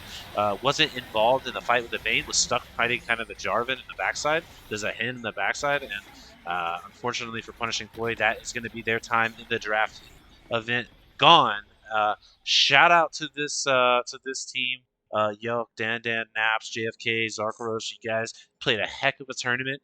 You were you started out 2-0. You had the kind of 2-0 undefeated face-off with Crow. Lost that one, came back today, won your first round against Yorick. I think it was Yorick Astley. And then, unfortunately, you step out of the tournament here. Your opponents here, Olaf, 3-lane gap, score up Monkey, not your hero. No dragons secured. This game, you definitely secure the dragons, and you are moving on to the finale. The finals here of this draft tournament, right? We're gonna take a moment here. We're gonna find out who your opponent is. Let's see if I can figure that out. Actually, that is a good point. Let's go ahead and Yeah, has bring the up other the game finished? website. Let's see what we got. Let's bring up the website. Let's see if the other game finished real quick. Nemo, while I'm doing that, you got any thoughts about that last game that we just watched? Man, I've casted 2 games of this draft tournament, and the ADCs have both gone nuclear in both games. That one was only 13 kills, so maybe Monkey can step his game up and get on Baguette's level for the next game and maybe put up a 20 bomb. But honestly, this both games so far, and I guess more specifically this last one, has kind of been decided by the bot lane. You know, Nautilus was looking to make plays, trying to just get in. Zarkaros was doing his best to engage, but it's when you have a Emilio support who's playing so well, Hero being able to hit her balls and get the good times on the ultimates, and letting Monkey just kind of do what he does, has ended up with them getting that advantage on a scaling ADC, and led just No Dragon Secure to have so much bot prio that they were forced to secure dragons. So it ended up just winning through the bot lane, even though jungle was so far ahead. Mid lane was about even, maybe a little bit ahead for Punishing Poi, and then out of the top lane, I hate to give the guy props, but um, my boy Little Buddha or Olaf, he was doing work up there, forcing Yelk's attention up to the top side and just letting their bot lane win that 2v2. So I'm excited to see how No Dragons Secure look going into the finals. The 8 seed making a bit of a Cinderella run before this next game. Yeah, so no dragons secured, man. The 8th seed, and here they are in the finale. That is insane, man. But in the meantime, guys, we are gonna take a small break. Okay, we're gonna wait. We're gonna go figure out what happened with the Tiddles and the One Trick Ponies games. We're gonna, hopefully we don't have to wait too long. I will keep you guys updated, of course. Nemo, any last words before we go to a short break? I'm excited for finals, and yeah, we'll be right back. All right, peace.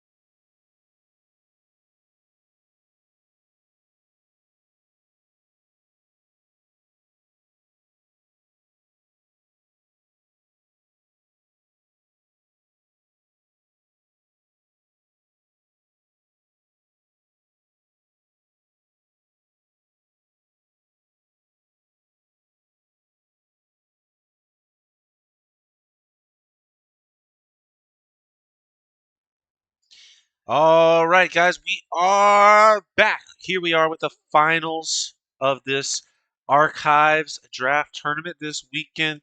This for fun, awesome tournament that that we've put on. Man, shout out to everybody, of course, as we are getting in this draft. All the staff, everybody, all the community, everyone for playing, for putting together such a great event. We are here in the finals. These two teams. Um, both kind of in the bottom half of the seeding. Coming from yesterday to today, and here we have the 8th seed and the 6th seed in the finals here. As we see the first three bands come out from each side, One Trick Ponies here on the blue side. We've seen both of these teams on stream at this point, so you know some of their players here. That is Zed, Zahin, and Diana band for One Trick Ponies, and No Dragon Secure. Left out the Caitlyn, the Senna, and the Seraphine. As we see the Jarvan locked in again. We just watched the Jarvan. Yeah, and I think that One Trick Ponies might have been watching the stream too, because that's the Hen Band is there. We just saw Olaf have a great game on the Zahen last, just creating so much space for his backline, for that Vayne to be able to get going and make those plays happen. But No Dragon Secure, it appears that the priority for them, they've taken first pick 2 games in a row. They've picked Jarvan 2 games in a row. So they want to keep their jungler on that Jarvan. And we see the response. One Trick Pony's picking up the Jin. So more of a utility 80 carry. He only gets the 4 shots before having to reload. So he can do a lot of damage if he gets ahead, but he is pretty oppressive in lane. That 4 shot does a lot of damage early game. So I'm curious to see who they're going to pair up with him in the bot lane. We did see No Dragon Secure with, like you were saying, the Seraphine, the Caitlyn, the Senna bands. Just trying to chip away at the pool of that bot lane. We know that the mid laner of One Trick Ponies is a big time Senna player. I think he is playing mid though, so maybe that's just a cautionary Senna ban. As we do see the Graves locked in. Tell me about this Graves pick. Where do you think it's going? What do you think it's all about? I'm pretty sure that's a jungle pick right there for the Graves. One trick ponies. The cool thing about these best of ones is a lot of the time these players get to play champions that they are particularly comfortable with. So I gotta imagine Graves is probably a champion that is in this guy's back pocket, right? So and it's one of those champions that is like kind of in team play. I mean, listen, I'm not a high elo player. I compete in low elo tournaments and low elo divisions, but typically Graves seems more of a solo queue type of champion for me. You're really looking to kind of feed yourself, which is a strategy that you can play around. They already locked in the Jin, the kind of supporty ADC, so maybe they're looking for a couple of other less carry type champions to lock in maybe in the mid and in the top lane there so that this Graves can kind of play for, kind of for himself. Maybe that mid jungle combination is something kind of nasty in the mid lane, like an Azir or like an Ari, like we saw in the last game, something assassin related that can really do a lot of damage and kill. I think would be cool to see. So I think that's kind of what you want to partner up with Graves. As we see the Bard locked in, and that Bard known as a roamer. So I don't know, man. It might be a mid focus in this game. I'm just saying, Bard likes to roam.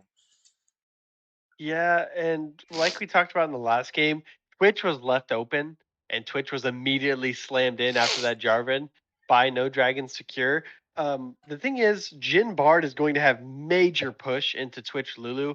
Twitch early game isn't really the best. He kind of spikes around that 2 to 3 item mark, and he's going to be able to just pick one person and delete them if they don't have proper vision of the Twitch. Monkey is known for being a quote unquote Twitch one trick pony. So we'll see how that goes. But one thing I do want to note, you have Jin, you have Bard, you have Graves, who does have a dash, but he's mostly immobile, and you've got a Jarvan.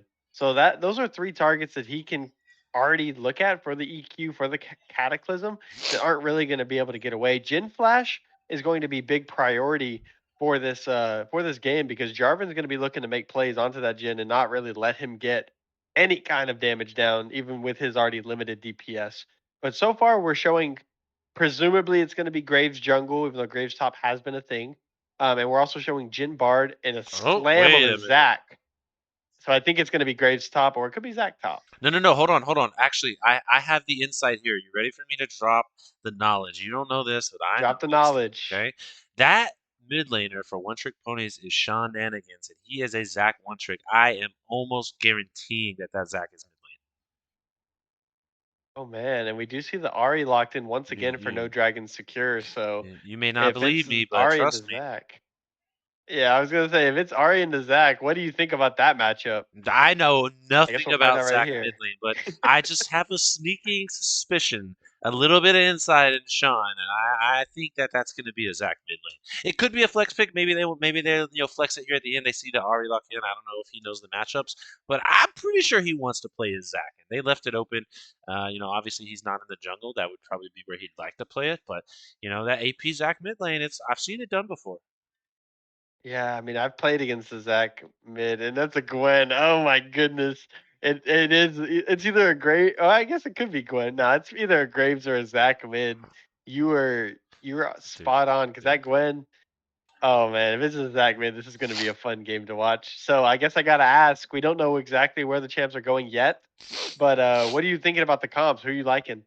Dude, I honestly don't know. Yorick is I'm gonna lean towards no dragon secure here. Here's why. Okay, you mentioned it already a little bit with the Twitch, right? You mentioned it already a little bit, like Monkey being able to lock in his one trick kind of pony there, and that's the beauty of best of ones. You can't ban everything. It's not a best of three where Fearless is going. So being able to get that Twitch is nice, and Yorick is one of the most annoying champions, right? The split push Yorick.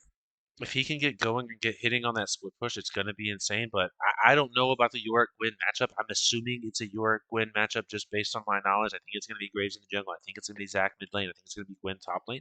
And I don't know how that matchup goes down. They both kind of like to split push a lot. So it could be interesting. We could see them duking it out a lot, trying to get supremacy over that lane. What do you think? Yeah, so looking at the lock-ins, it is going to be Zach mid lane.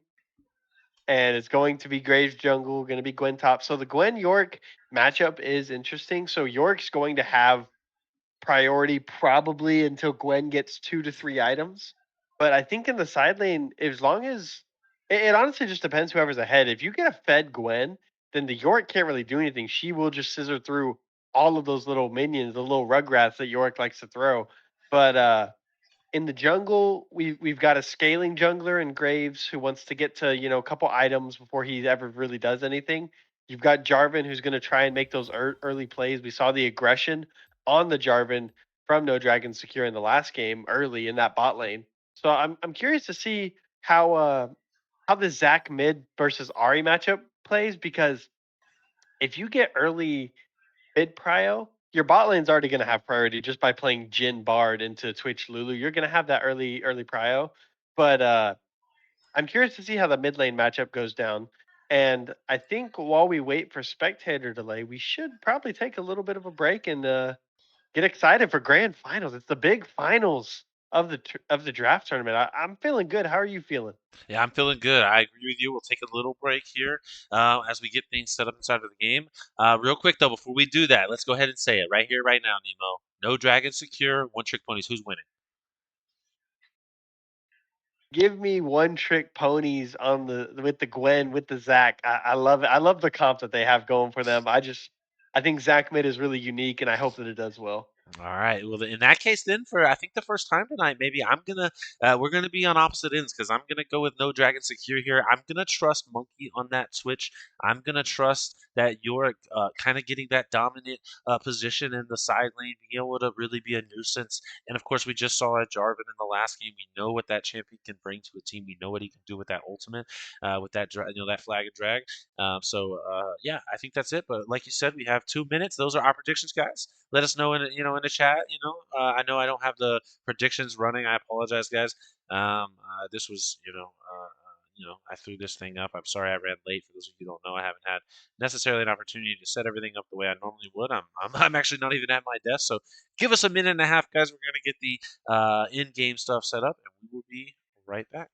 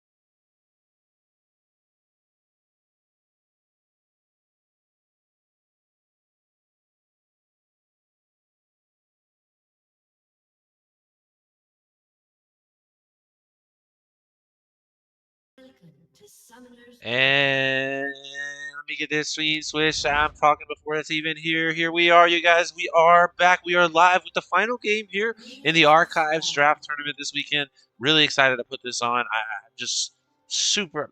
I can't thank everyone enough for all the people who have made this possible. The community for coming out. We had a ton of players sign up, admins, staff, everybody who put all this together, doing a great job. I hope everyone had a lot of fun. Obviously, you know, there are going to be things we're going to learn every time we do this. We're going to make it bigger and better in the future, and we can't thank you guys enough. But with that being said, we're going to put our thoughts now onto the Rift.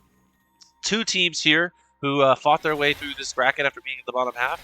We're here now in the finals. Nemo, my friend, why don't you take us to the blue side? All right, we are here. And on the side of One Trick Ponies, on the blue side, we've got ZJ Ella running up the top lane on the Gwen.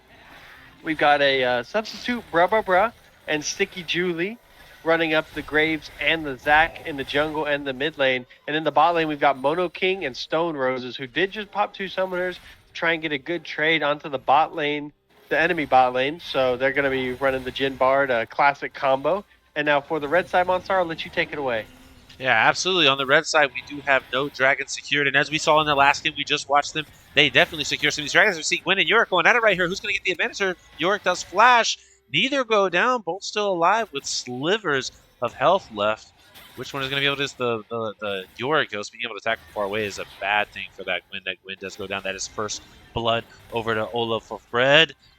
Good play right there. What an awesome 1-1. Anyway, here we go. No Dragon Spirit. As I just mentioned, a loaf of bread on the top lane with that Yorick. We just saw him pick up that first kill. 3-lane gap GG on the Jarvan there in the jungle. Scorp, we just saw him. I think this is 2 games in a row on Ahri, right? Yep. Yep, we just saw him play Ahri, and here he is. He's on the Ahri again. Monkey on his signature switch in the ADC, and Not Your Hero. Their sub on the Lulu there in the bot lane. A couple of subs for each of these teams, or a sub on each of these teams. Unfortunately, that's the way it goes with these for-fun tourneys. Sometimes some players, they can't make it. Things come up, obligations come up. It's a lot of people, a lot of time to invest in one weekend.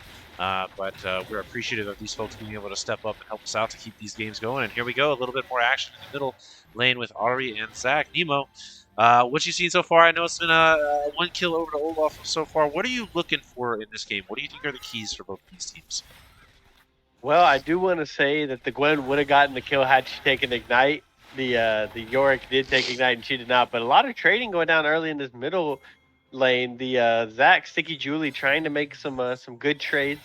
And I'm just interested to see how this lane works out. I guess range into melee is pretty normally. We see that quite often. And Zac's kind of getting punished for not having the range that the Ahri has.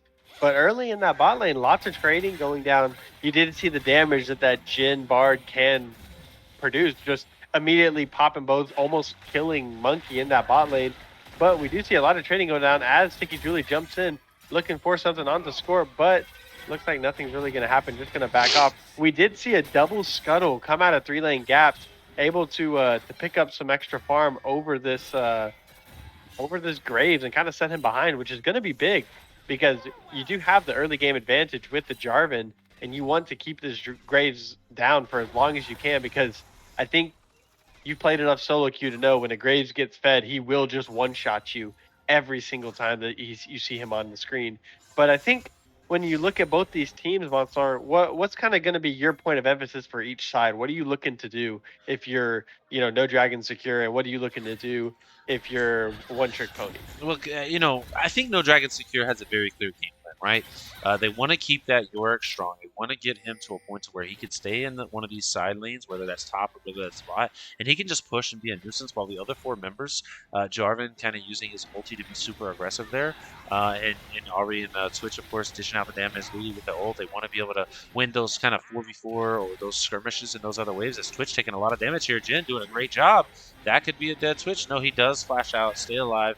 Lulu also getting low. I don't think they're going to be able to pick up either of these kills, but they do a great job pushing them out. So Jhin taking an advantage here, now up 10 CS, as the bot lane does have to back. Going to get a little bit more of an advantage there, maybe a play off of this turret. Yeah, and the thing is, you can be a one trick. You can be really good at this Twitch champ. It's just hard to play into Jhin Bard. You saw as soon as the Jin gets any kind of like free run at you, you just can't trade with him at all. He does so much damage with the Q auto, with the 4-shot going into the W combo, and Zach jumping in, Sticky Julie looking for a good trade onto the Ari. Thinks he has the damage. Spirit Rush does come out with the charm. Going to flash in, look for something. Tower shots coming down. Bard looking for a flash play, trying to get the Q, trying to proc electrocute and kill this Ari. Scorp going to be able to Spirit Rush and get away. Does have to use the flash, but we do see some good signs out of Sticky Julie. Very, very, very proactive on this Zac. He's already tried to make a couple trades, already tried to get a solo kill on this Ari, who hasn't really had the chance to use her Ignite at this point either. But looks like your Zac mid pick isn't looking too bad, as the first Dragon's going to go over to No Dragon Secure. Yeah, absolutely. And of course, here we are again. No Dragon Secure, lying on their resume. All right. Picking up this first Dragon. And honestly, in the 2 games we've seen with them, they've done a great job with this 3-lane gap. GG doing a great job of timing this out, letting his team know when, it's kind of time and to set up and get this vision control. So really great job by this red side. Monkey, Scorp, this whole team, they're doing a great job of, helping their jungler, push out these 2 lanes so that way the jungler can do what he needs to do and get these global objectives.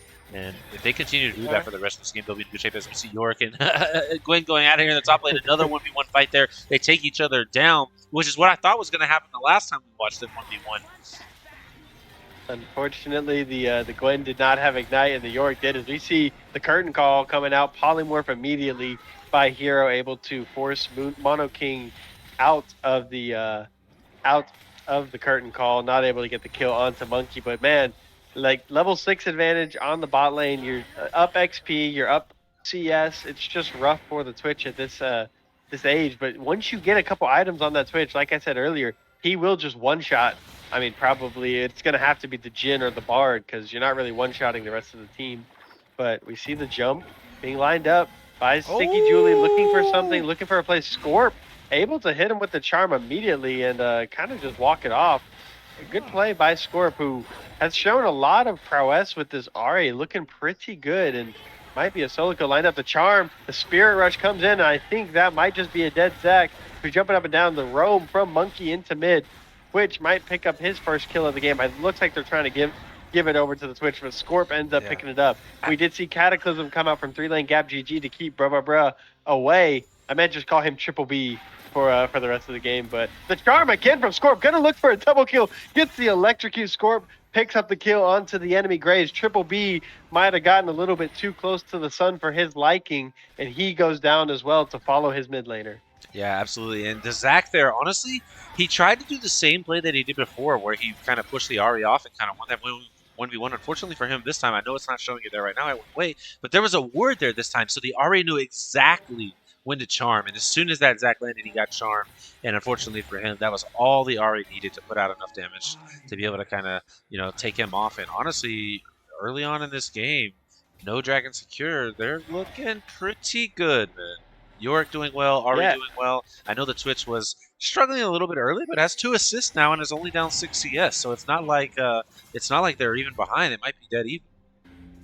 Well, Bartle does come down topside, looking to maybe get a pick on the Yorick. Not going to be able to hit that, but one thing I do want to note, the Jarvan did get 3 grubs. So for a champion like Yorick, that's actually going to be massive that they get that. And in response to getting those 3 grubs and missing the ult, the pause does come down, going to immediately be ended though. But like you said, the Bard's going to be looking to roam a lot. We did see Monkey on the Twitch get a roam in and was able to pick up those 2 assists for himself. So kind of closed out that gold gap. But if you're the side of One Trick Ponies, what are you kind of looking to do? What are you kind of looking to do to move this game forward for you? Yeah, well, I think there's 2 minutes left on this Dragon. And I don't think if you're One Trick Ponies, you want to go ahead and give over a second. You don't want to allow this red side to start, just stacking these dragons on you, getting those permanent stats, and eventually that soul, a ton of permanent stats. So you may want to start to look at potentially how you can set up for that. Want to get in some early vision. I don't know if Graves wants to maybe find it in his next jungle clear to find a way to get into the other side, maybe roam with the support. Bard doing a job already. Look up in that top side as Gloom takes on this York. Another 1-for-1 trade between these two top laners. We could just probably sit there and watch this the entire time, and they would just keep duking it out. As we see another fight down here in the bot lane, Jhin does get the kill. Oh, well, I guess Graves picked the kill there on the Lulu. Graves does fall as well, and the Jhin falls also. So a 2-for-1 trade there in the bot lane. Overall, a 3-for-2 trade in these plays we've seen. Ahri getting really low. Zac does connect. Oh, and Ahri, unfortunately, the CC there, able to pull him back in. Good help there for good assist there by the Bard to come in. Unfortunately, the Bard does pick up the kill. Doesn't go onto the Zac, but yeah, maybe not the end of the world. You know, a kill is a kill. It gives that Zac some time to collect some farm out. That was a lot for me there in the moment. You know, 3 different lanes, plays happening all at once. I'll be honest, I could not keep up with it all. Yeah, talk to me a little bit about what we just saw. Yeah, so just a quick recap. We saw the top laners trade their lives once again. So both another solo kill for each other.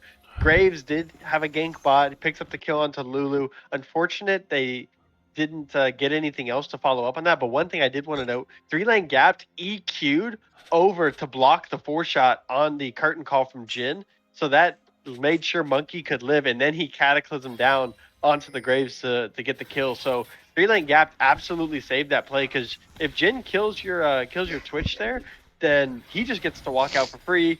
You can still cataclysm on Graves, but you're not going to get the kill on Jhin as well. So really good play from the Jarvan to block that 4th shot on the curtain call. And at this point, your Twitch is now ahead in CS. He's got a kill. He's got 3 assists, and it looks like that the bot lane of No Dragons Secured might actually just be winning at this point, as we see them looking to secure their 2nd dragon of the game, along with a little bit of a gold lead, about 500 gold.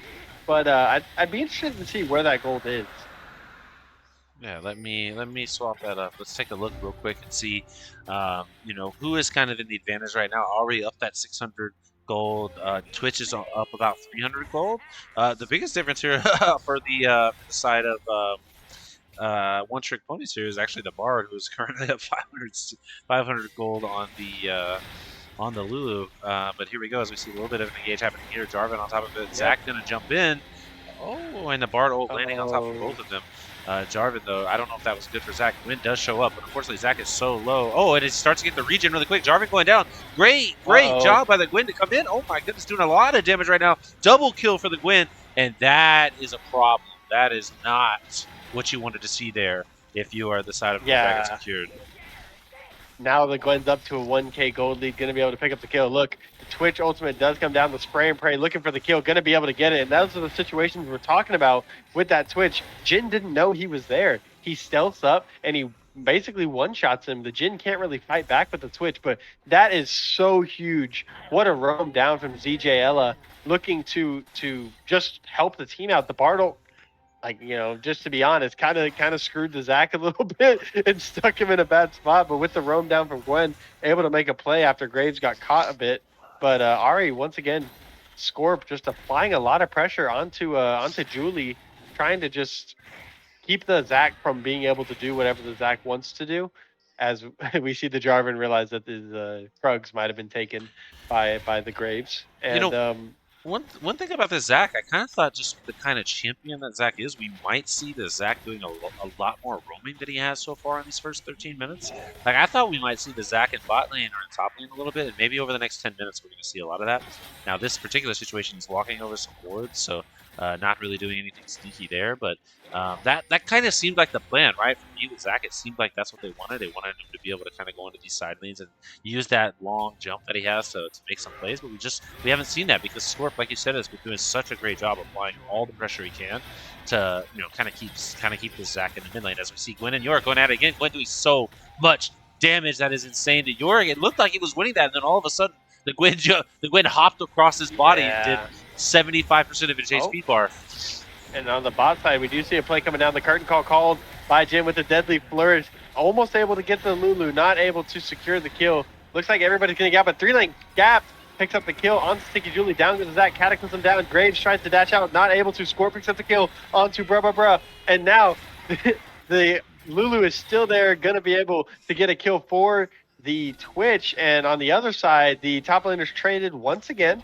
I think I'm just going to assume that's what's going to happen. It looked like ZJ tried to tower dive the York, and was not able to get the kill and get out. But the Lulu being able to get out in that situation when you use all of your CC to try and root her down and get her killed is huge, along with the wild growth to push that Twitch forward and be able to get the third kill of the game for Monkey is absolutely huge. As we see Bard play potentially coming down, looking for something onto Scorp, not able to get the electrocute proc, but it feels like this game might be getting out of hand for One Trick Ponies. The Ari's 4-1 and the Twitch is 3-0, but on the bright side, your Gwen is getting towards that second item, and we already saw how much damage she does to this Yorick. Can you imagine what she's going to do if she catches the Twitch? As we're looking at maybe another engage, she dashes forward. ZJ looking for a play, got the Q fully stacked. Oh my goodness, Valentine, look at that damage. That's going to be a free kill onto Olaf of Red, and I think that's the first time the Gwen has killed him without trading her own life in response. Yeah. And man, it just looks really good as we see Graves dodging the Spirit Rush coming down from Ari. Scorp looking to make a play, flashes in, looks for the kill, grabs it, and Twitch forced to flash away. Bard ultimate comes down, freezing the Twitch into place. Monkey is going to fall. Jin with the shutdown. Mono King picking up his first kill of the game. So they pick up the Graves, who's now 1-5-1, but the Jin grabs himself his first kill of the game in the bot lane. Yeah, absolutely. I think that was a really good play by the bot lane. They needed to take advantage of the time they had where he wasn't there, and they did that, and they got a kill for the Jin. A shutdown too. I don't know how much the shutdown gold was. As we see it engage here on the Gwen, I don't know if they're going to be able to track this Gwen down. She's pretty quick. She's probably going to be able to get away, or maybe even just burst this Jarvan down immediately. Oh, they do get on top of her. Gwen turning down really low, does flash out. I don't know if the flash is necessary because you're probably going to die regardless. Yeah, maybe you didn't need to waste your flashlight. That's okay. It happens sometimes. But, you mentioned it. The Gwen got the kill, but of course, Olaf Bread, he got it right back, right? And that seems to be the story for that top lane matchup so far in this game. The biggest thing I think that this blue side here is going to need to figure out is this Ahri. This Ahri is 5-1 and 2 right now. Maybe sniping a little bit of Dragon here. Good play by them. They won't give up the soul point yet, so they have an extra cycle of the Dragon, an extra 5-minute cycle before they have to worry about potentially no Dragon secured having that soul to get those permanent stats. So good pickup by them, but gonna lose a top turret in exchange for it. They're now down, an extra. Well, no, I guess the turrets are even. I take that back. They have the bot lane turret, so that is why I guess this gold is closer than I kind of feel like it should be, right? Looking at these teams, right? You've got the Ahri 5-1, you've got the Twitch 3-1, you've got the Jarvan 2-1, you've got top lane, yeah, it's 5-5, but the gold lead is only 1K. And did you see Yorick's damage with those grubs, dude? He took that tower from almost full health all the way down. As we see an all-in coming from Sticky Julie, looking to stay on this Ahri with the Zac, and passive is down. So if Ahri kills him, he will not have the extra Spirit Rush forced out, and Ahri gets 4 extra dashes to get away. Zac not able to keep up, channeling the jump, looking for the play, hits the charm immediately. What a play by Scorpion. Now going to look to continue, misses the grab. Sticky Julie now deciding that his all-in was in vain, as Scorp is chasing away, forced to jump. No follow-up from the Spirit Rush, no flash, no nothing. But Twitch is kind of roaming down, looking for a play. Potentially, nah, he's just going to go in stealth, walk away, just scare the Zac a little bit. But in return, One Trick Pony's going to pick up the Rift Herald, and that's going to be a big grab for this Gwen. I really had wished that they had given it to Gwen, but they give it up to Graves instead. And in this top lane, I know we saw they're just fighting to the death. We might actually see a double-double come out from both top laners if they just keep killing each other over and over again. But both of them have insane split push potentials. We see an all-in. Looks like DJ saw the Yorick on her screen and could not let that go. Couldn't let it slide. And that's another solo kill for the Gwen. I think these top laners have committed to just fighting every single time that they see each other. I don't think there's a chill moment for either of these players. As soon as they walk into lane, they're just immediately going at it. And unfortunately for a loaf of bread, our man Saltiest Brown, he's not going to be able to get any sort of win against this Gwen now. She's up 30 CS. She's up in a whole item, I believe. Maybe two. No, she might be up 2 whole items. We see the Zac flash ult trying to get a kill onto the Ahri once again, playing so aggressive. Is Sticky Julie the shenanigans, and he's going to be able to pick up the solo bolo, the shutdown. 5-2 Ahri, but the TP is coming in. Zac, I think you might not want to stay there for long. He just gets out of passive, and now the Yorick is there. going to be able to jump away. But it looks like One Trick Ponies are kind of pulling this game back. They're winning in the solo lanes, and that's the big thing. Is Cataclysm 2-man comes down from the Jarvan, forces the flash out of both individuals on the side of One Trick Ponies. But Zach is there, jumps in, looks for the grab, pulls back the Jarvan. Zach might be dead in return, but going to pick up the Jarvan. Monkey picks up the kill on Sticky Julie, but Jin, you might not want to be in that spot. Bra grabs the kill on the 3-lane gap, and Jin is going to go down to Olaf of Bread, and looks like the Graves is going to follow suit as Monkey gets his 5th kill of the game on Triple B, who is not really going to be able to do much on this Graves. That's a champ that you need items on to be able to blow somebody up, and you're only at 2 items. You're sitting at 2-6. It's kind of rough from the position of the Graves. Yeah, see, and that's the thing. Even though they're not down by that much gold, all of their gold is pretty much focused in on this Gwen. So these skirmishes on the bot side and the mid side, or wherever the Gwen isn't, they really are kind of at a huge disadvantage. The Ahri and the Twitch are just so strong, and the Yorick is doing a great job kind of holding this Gwen back. But when Gwen starts getting involved in these fights like she is right now, like taking down that Lulu and going ahead and going on, look, this is a 1v5. Gwen, unfortunately, you overstepped just a little bit there. I guess you traded 1 for 1, so it's not the end of the world. But you know the team really needs you alive. Gwen, they need you to stop trading your life away from single kills. Yeah, she saw 3 people on the map, knew the other 2 were up. I don't know the decision to try and fight that, but you know, it's top lane mentality. You know, you're pretty fed.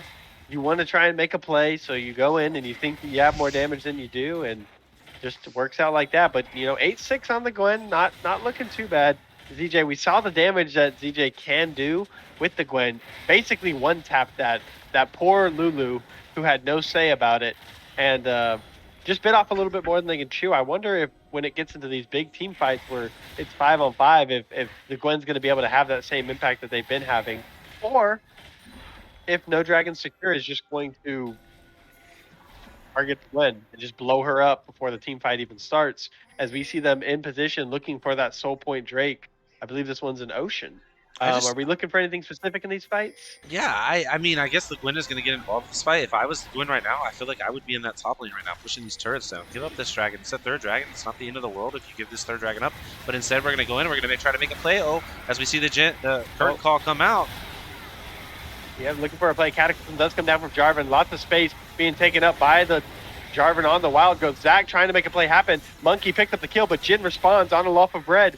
Gwen forced to get out, and I think the Bard is just going to be a sacrifice. Monkey picks up a double kill. The charm from Ahri. Jin is dead. Triple kill for Monkey. I think they're going to look for more. They might look to get their AD carry. A pentakill. There's going to be the Quadra, and this Gwen is on the run. ZJ trying to get away. Looks like I know Monkey's in comms screaming for them to try and get this pentakill for him. Not really going to happen. I think the Gwen is safe. The Gwen is out. But that is going to be, if not a pentakill, they will get the Baron kill for the side of No Dragon Secured, who, like you said, are very dishonest and misleading in the team title name. But what did you see in that fight? What kind of took No Dragon Secure out on top? What didn't you see in that fight? We saw exactly what we talked about in the draft phase. They let Monkey get this switch. All he needed was 22 and a half minutes. He got 3 items. What is that? 3.5, 4 items? Yeah, 3 items there. And all of a sudden, man, he is blowing everybody up, stealthing in. He's getting these kills. He's only 1 death, so he's staying alive, which, as the ADC, people don't understand. That is literally your job, is to stay alive, man. Like, we need you to not die. We need you to not die to these the Greys and the Gwens and the Zacks of the world. We need you to stay alive. We need you to put out the damage. And Monkey, as you just saw with that Quadra kill in that last fight, we don't have the numbers in front of us of how much damage he did in that fight, but I guarantee you, when he activated the rat-a-tat-tat, it was a lot of damage. Yeah, and as we see, the Zac literally can't keep up with the Yorick on these side lanes.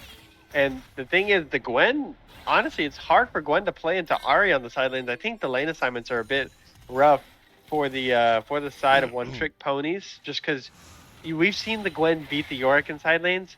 With Ahri, it's a little bit harder because she has all that range, as we do see the Smite battle coming down. As we see the jump on the Bard, hits the stun, and, well, you know what? It's a lot easier when you have a Bard with you who's going to hit a stun into the wall, and just Scorp had no chance of anything. As we see the Zac bouncing up and down on the Yorick, not really going to be able to kill him. As, yeah, Twitch just absolutely deleted Monaking.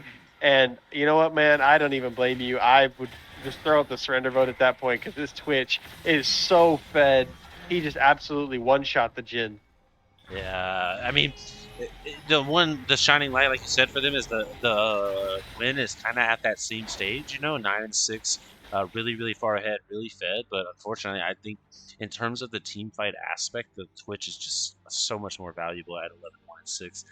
Monkey doing such a great job of exactly what he needs to do. He's picking off these players one by one. He's doing what Twitches are supposed to do. He's using that stealth wisely. He's done it the entire game, and we saw him in, I think, the last game or the game before the last one. I don't remember exactly which one already, but we saw him, kind of play really well in that game, and here he is again, making a statement. Monkey, I think you mentioned earlier he made it to the semifinals of the last split. He did, and I think he's making a statement here that for this next split, I'm pretty sure he's going to be playing in it, and I think he's telling people, look, I'm the ADC, I'm the best ADC in the league. I know my team ended up in third last split, but that doesn't mean that I wasn't the best ADC in the split. And there was some debate about that. And at 11-1-6 on Twitch right now, I think we're seeing why.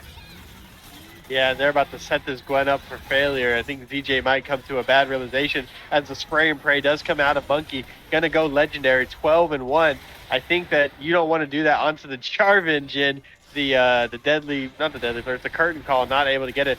Flash forced out with the Cataclysm, and Twitch just absolutely deletes them. That's gonna be a double kill for the Twitch. A third going over to 3-lane gapped, and then Olaf picks up his fourth kill. The Bard, Stone Rose is the only one to survive of their team, and I think that the one trick ponies might be taking their ponies all the way back home, and this might be the end of the game for the side of No Dragons Secured. Didn't get the soul point, didn't secure all the dragons, but they are going to secure the final, the championship of this draft league, and these are going to be your champions.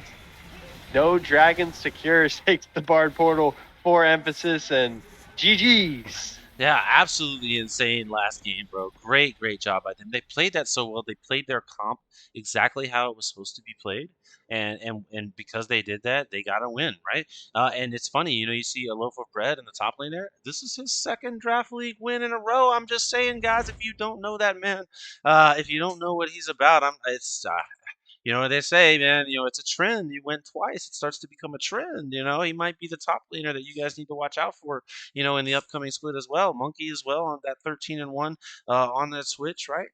Scorp, 3-lane gaps, new players here that we haven't seen before, and not your hero. Your partner in crime right now on your Team Storm that you have going on. So, Nemo, man, just man, I can't say enough about Monkey in that game, bro. That 13-1 on Twitch is insane, dude. Yeah, 2 games, semifinals and finals. He dropped. It was I think combined 27-5 over those couple games, and he really showed us why you don't give the man Twitch. He literally says it in general chat. He says it in VCs. Don't give him Twitch, and they gave him Twitch, and this is what happens. He got a little bit out of hand. We saw a little bit of a rough early game, but able to pull it home and just a good solid win from the team. They looked really good. No Dragon Secure making the miracle run, 8 seed. They won 3 games in a row in order to win this. And yeah, I mean that's all I've got. Do you got anything to tell the people about the archives, Mr. Monstar? Oh yeah, man. A couple of little closing words here for you guys. Let me pull some stuff open real quick. Let me get swapped over to here. Okay, let me show you guys some. If you guys haven't yet, if you're watching out there, go to the archives, lol.com. Congratulations again to No Dragon Secured. They do take the championship here. You can see their game right here. It hasn't been updated just yet. It'll take a couple of minutes, but it will be here. If you guys haven't though, come check out the website. Okay, shout out to Mega who put all this together. But if you go over to the draft button right here, you go over to this little screen here, you click tournament stats, you go down here, you're going to be able to see all the stats from this latest tournament. You're going to be able to see all the players, sort of by the overall score, get an idea of some of the best players. Some of these players are free agents for those of you who don't know. You're looking for players for the coming up split for your team. You need someone, maybe maybe take a look, maybe look at some of these games and see who's out there, right? But again, No Dragon Secure, congratulations, you guys. Real quick, I want to take a moment to thank everybody who's involved here in putting this stuff together. All the staff members, Mega, of course, for putting the website together. Genstro, Skildolfer, we appreciate you guys for putting this draft event together. All of the other admins, Yelk, Poi, Brackern, everybody. If I forgot your name, I apologize. It's not that you're not important. You're awesome, and I love you and appreciate you. I can't. It's me. It's Monster. You guys know I have a terrible memory. I can't remember everything off the top of my head like that. I need it in front of me. Somebody needs to write it out for me. But thank you to everybody. Shout out to the entire community, of course, for coming out. If you're interested. In how you did personally to talking about the community, you can come onto this stats well and you can click yourself and you can go into your profile. You can look at your win-loss record. So, for example, I'm going to show my boy Crow here. He is 3-1. He won all 3 games in the first day, and unfortunately, they got eliminated in their first game today. But you can see all his personal stats there. If you're interested, you can go to the team's page. You can go over to the June draft. You can look at your team as a whole as well. So let's look at our No Dragon Secure there. Look at their game score. 5-2 overall in this tournament. 71% win rates for these guys. Great job to this entire team. A loaf of bread. Let's tap into a loaf of bread here. Let's see what he is. Oh, he's 7-3. 7-3. So look. I'm just showing off a little bit here, guys. I wanted you guys to see some of this stuff that you can do in here. Come on and check it out. Monkey 11-6. Okay, my man's got a 65% win rate in the archives. All right, shout out to my man Monkey in the Twitch he just played. Again, guys, come and check it out. For those of you who don't know, last thing here, in just a day or two, we are going to announce the next draft tournament that we're going to have here in our off season. For those of you who don't know, our split starts on July 23rd. So between now and then, we're going to have another couple of events. Many people asked us to do our draft event this off season a couple of times. Last off season, we only did it once. We got some good learnings, some good things from it. We took another couple of good learnings we'll learn from this one. And we're going to do this all again, man. So if you enjoyed this one, you had fun, sign up again. There'll be a new draft, new teams. You get to meet some new players. We'll probably bring in some new people, and we'll have a lot of fun, guys. That'll be the registration will open in a day or two for that, and the draft will likely be the following weekend, and the games will be the weekend after that. And then we have another little thing we're going to put on right after that for our teams that are going to be competing in the summer split. So stay tuned, guys. Come back to the archives. If you enjoyed this tournament, man, shout out, go into the Discord chat. Thank all the admins. Thank Skildolfer. Thank Genstro for the work they did putting this together and the continued work that they do with this organization. I appreciate everybody. Nemo, before I call it and close it out, is there anything you want to say to the group? Nah, man, just thanks to everyone for organizing it. It was super fun to cast, and thanks for all the players for making it a really entertaining and fight-filled affair. I'm glad we didn't have any 2-2 uh, game scores or anything like that. But other than that, yeah, just pleasure to cast and thanks everybody tuning in. Peace. Have a good night, you guys.